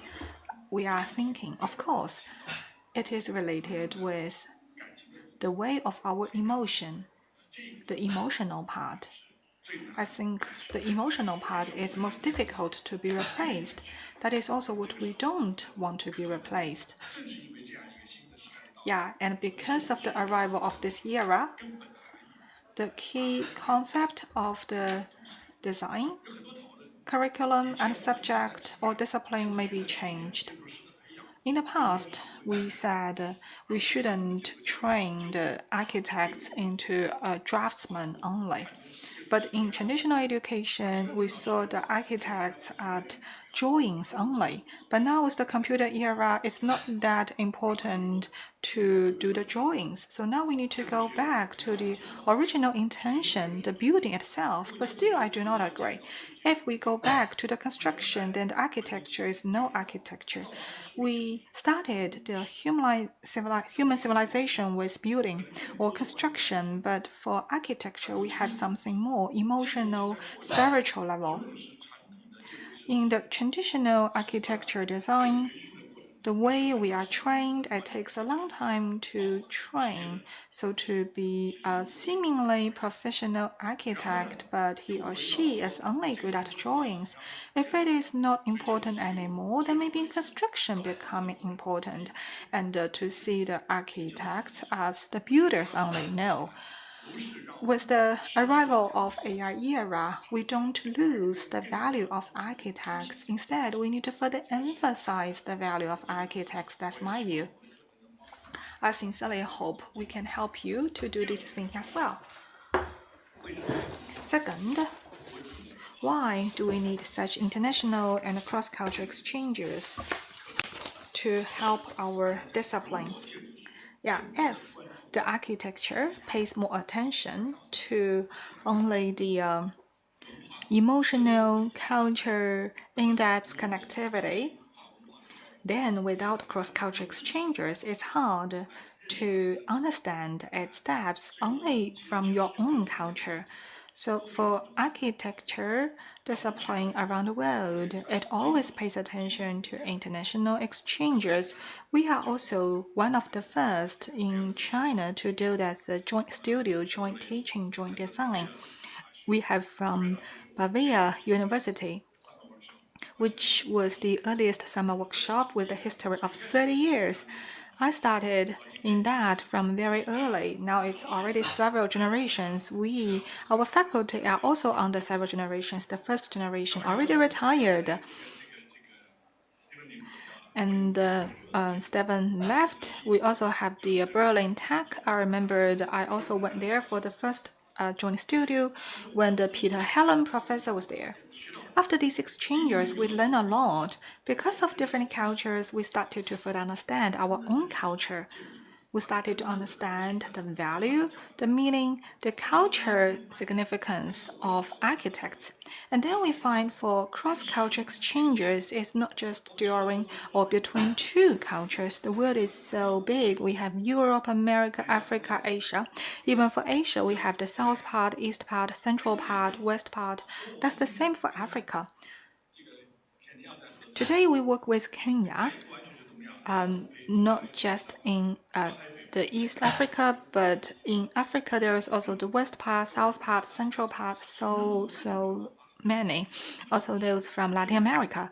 So many cultures gather together, they generate the glory of human civilization. It makes every molecule, like us, Chinese, to better understand our own value. Without cross-cultural exchanges, it's impossible to achieve the self-recognition of own culture. So the more international, the more local, and the more local, the more international it is.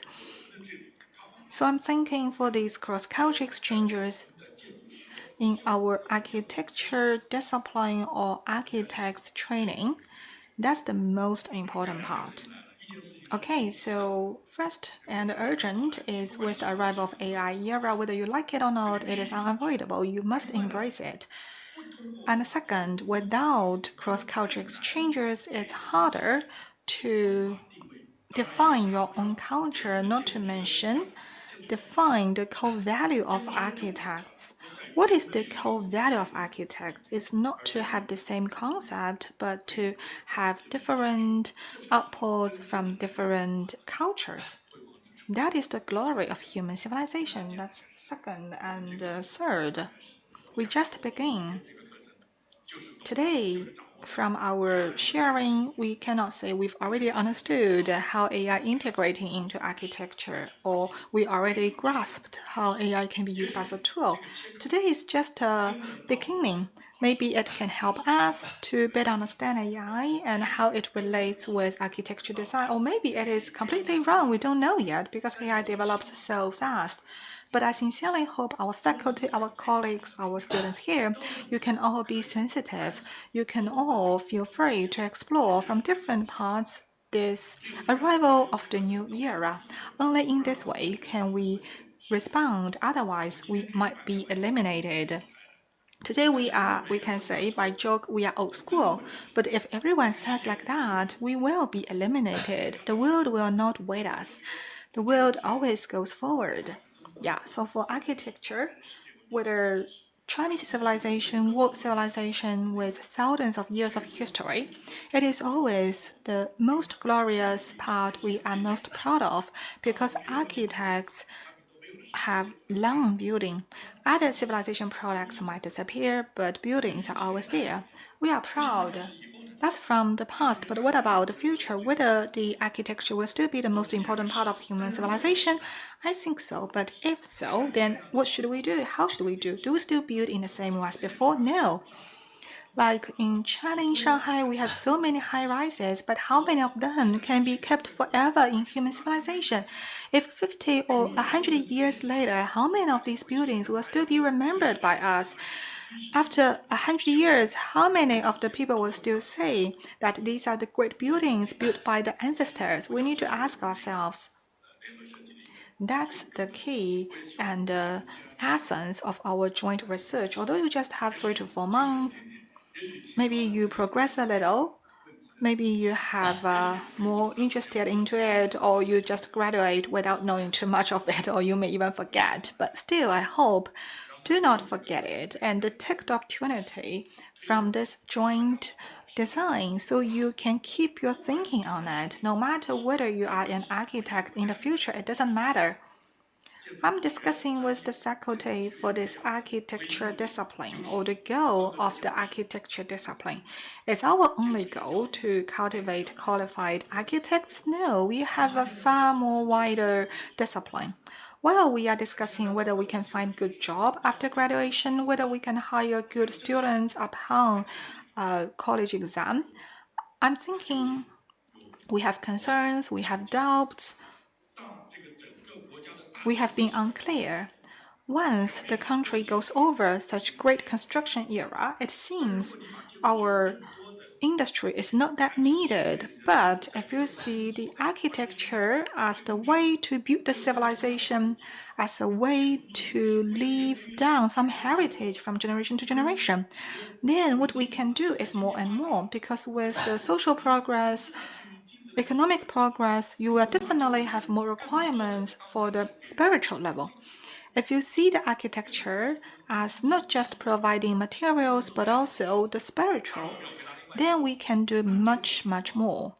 Then the other question is, compared with the known cultural heritage, what are the differences of buildings? What are the differences between architecture and culture or liberal arts? If we can know the differences here, then the architecture will exist forever. Otherwise, maybe the architecture might disappear one day from our history. Of course, I don't want to see so. I definitely don't believe in it. Due to time limit, I don't go to detail. We'll have a seminar this afternoon. If interested, we can further discuss in the afternoon. Finally, I want to thank all of you, or the jury. I know it's maybe the first time for some of you to hear about it, but still you give your valuable comments. I also want to thank from Mombasa to our faculty for such good relationship and cooperation for so many years. I also want to thank our colleague from the Metro Data Tech. They told me for the whole semester they work with our students for the whole semester. Thank you so much. Also, I want to thank all the students here.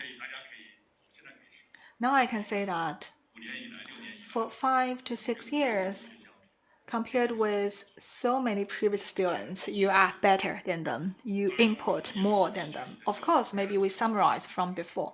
In the past, we only work with those senior students because that's the time for them to face graduation, find the jobs. But no, now it's not an issue. You are here because you are interested. You have the time, you have paid money, and these souvenirs are actually paid out of their pockets. So you are interested, you are passionate, you are willing to invest so that we can make something great. Of course, for the design, it's not important how our work ending up with. More importantly, we can think about in this era, if you are indeed an architect in the future, how you respond to the new era. If you are not an architect, then these years of training, how can they help you in the future? That's what we need to think about. Yeah, so I also encourage our students by such an work, compared with those who do not participate in this work, you can quicker, faster, better understand how will be the impact from the arrival of this era and how should we respond and embrace such a new era. Okay, that's all from me. Thank you once again. Thank you, Wu. Last but not least, Professor Kalanda. Some summary from you. Thank you.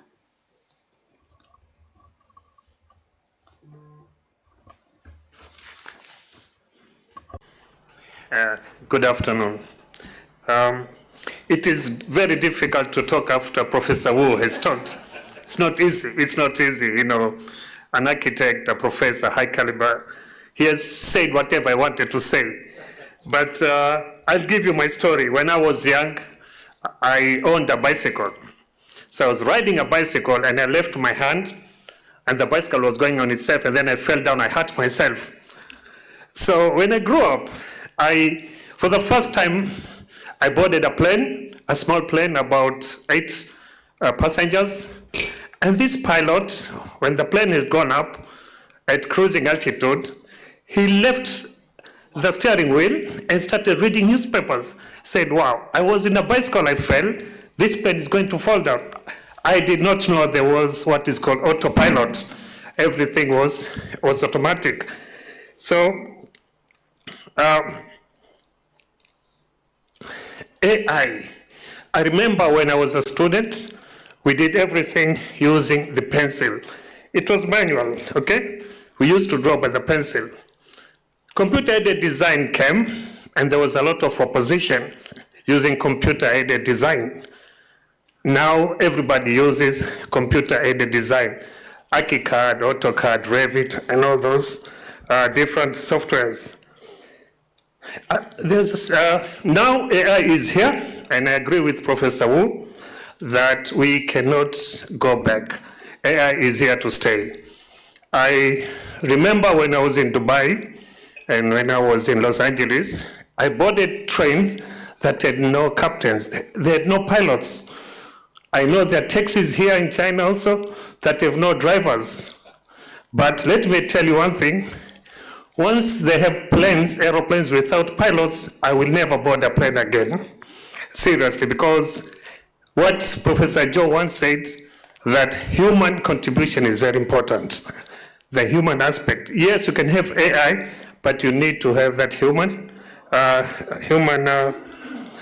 input. I think that is very, very important. But actually, I'm not old school. I used to work with paper maps, but I have AMAP, I have Google, I have Alipay, I have Weixin Pay, but I still have a wallet, so I still have cash on. So I use both. My son does not work with cash. He works with his phone, and everything is on his phone. I say, no, I'm old school, but I love technology. So AI will be here to stay. There is no way we are going to go back. There was a student here who said what AI can do in design, what AI cannot do, and how do we use it in design? Those are very important questions. And again, I quote Professor Joe saying that, what is your human input into design? That is very important, because AI can design for you, but you must input some information, and that is very important for architects. Professor Zhang here, she said about sometimes you go, your phone, the battery stops, and you cannot do anything, you cannot pay, or you cannot do anything. So we need something, we need technology, but we also need to be analog sometimes, especially our age. But I'm learning a lot of technology. My son has taught me how to use ChatGPT. In fact, this morning I was looking at AI on my phone. I asked myself, what is the meaning of my name? Kalanda Kamal Khan. I know what Kalanda is. Kalanda was a Muslim priest. I'm a Muslim. He was a Muslim priest. But my second name, Kamal Khan, I did not know what that is. I learned today that Kamal means a perfect, and Khan means leader, a perfect leader. I don't know if that is true, but yes, that is what AI tells me. But it told me that I'm a lecturer at University of Nairobi, which is not true. I'm a professor at Technical University of Mombasa. So these are things that AI can do, what AI cannot do. But yes, it talks about my publications. I don't know how AI got my information, but it's there. And we cannot do away with AI. I'm very happy. I'd like to thank Tongji University, the College of Architecture and Urban Planning. Professor Wu, we've worked with you for a long time. Thank you very much. Professor Joe Mingao, Professor Wang, and the students. And thank you all for the students. It was a wonderful experience. I've really learned a lot. And I think this AI thing should continue. But yes, we have to have that human input into our design practice. Thank you very much. I wish you all the best. Thank you, Professor Kalanda. 今天上午我们的这个活动 Thank you so much, Professor. I feel like we ran out of time, and obviously you enjoyed the morning session. Once again, I would like to thank all the guest leaders and students for joining us at the morning session. And right after the morning session, I would like to kindly guide you to the outside board, and then we can take your picture together. And as for the students, you now should feel free to go. And as for the afternoon session, the event is also going to take place here at this venue, and we're going to resume the afternoon session at 2 p.m.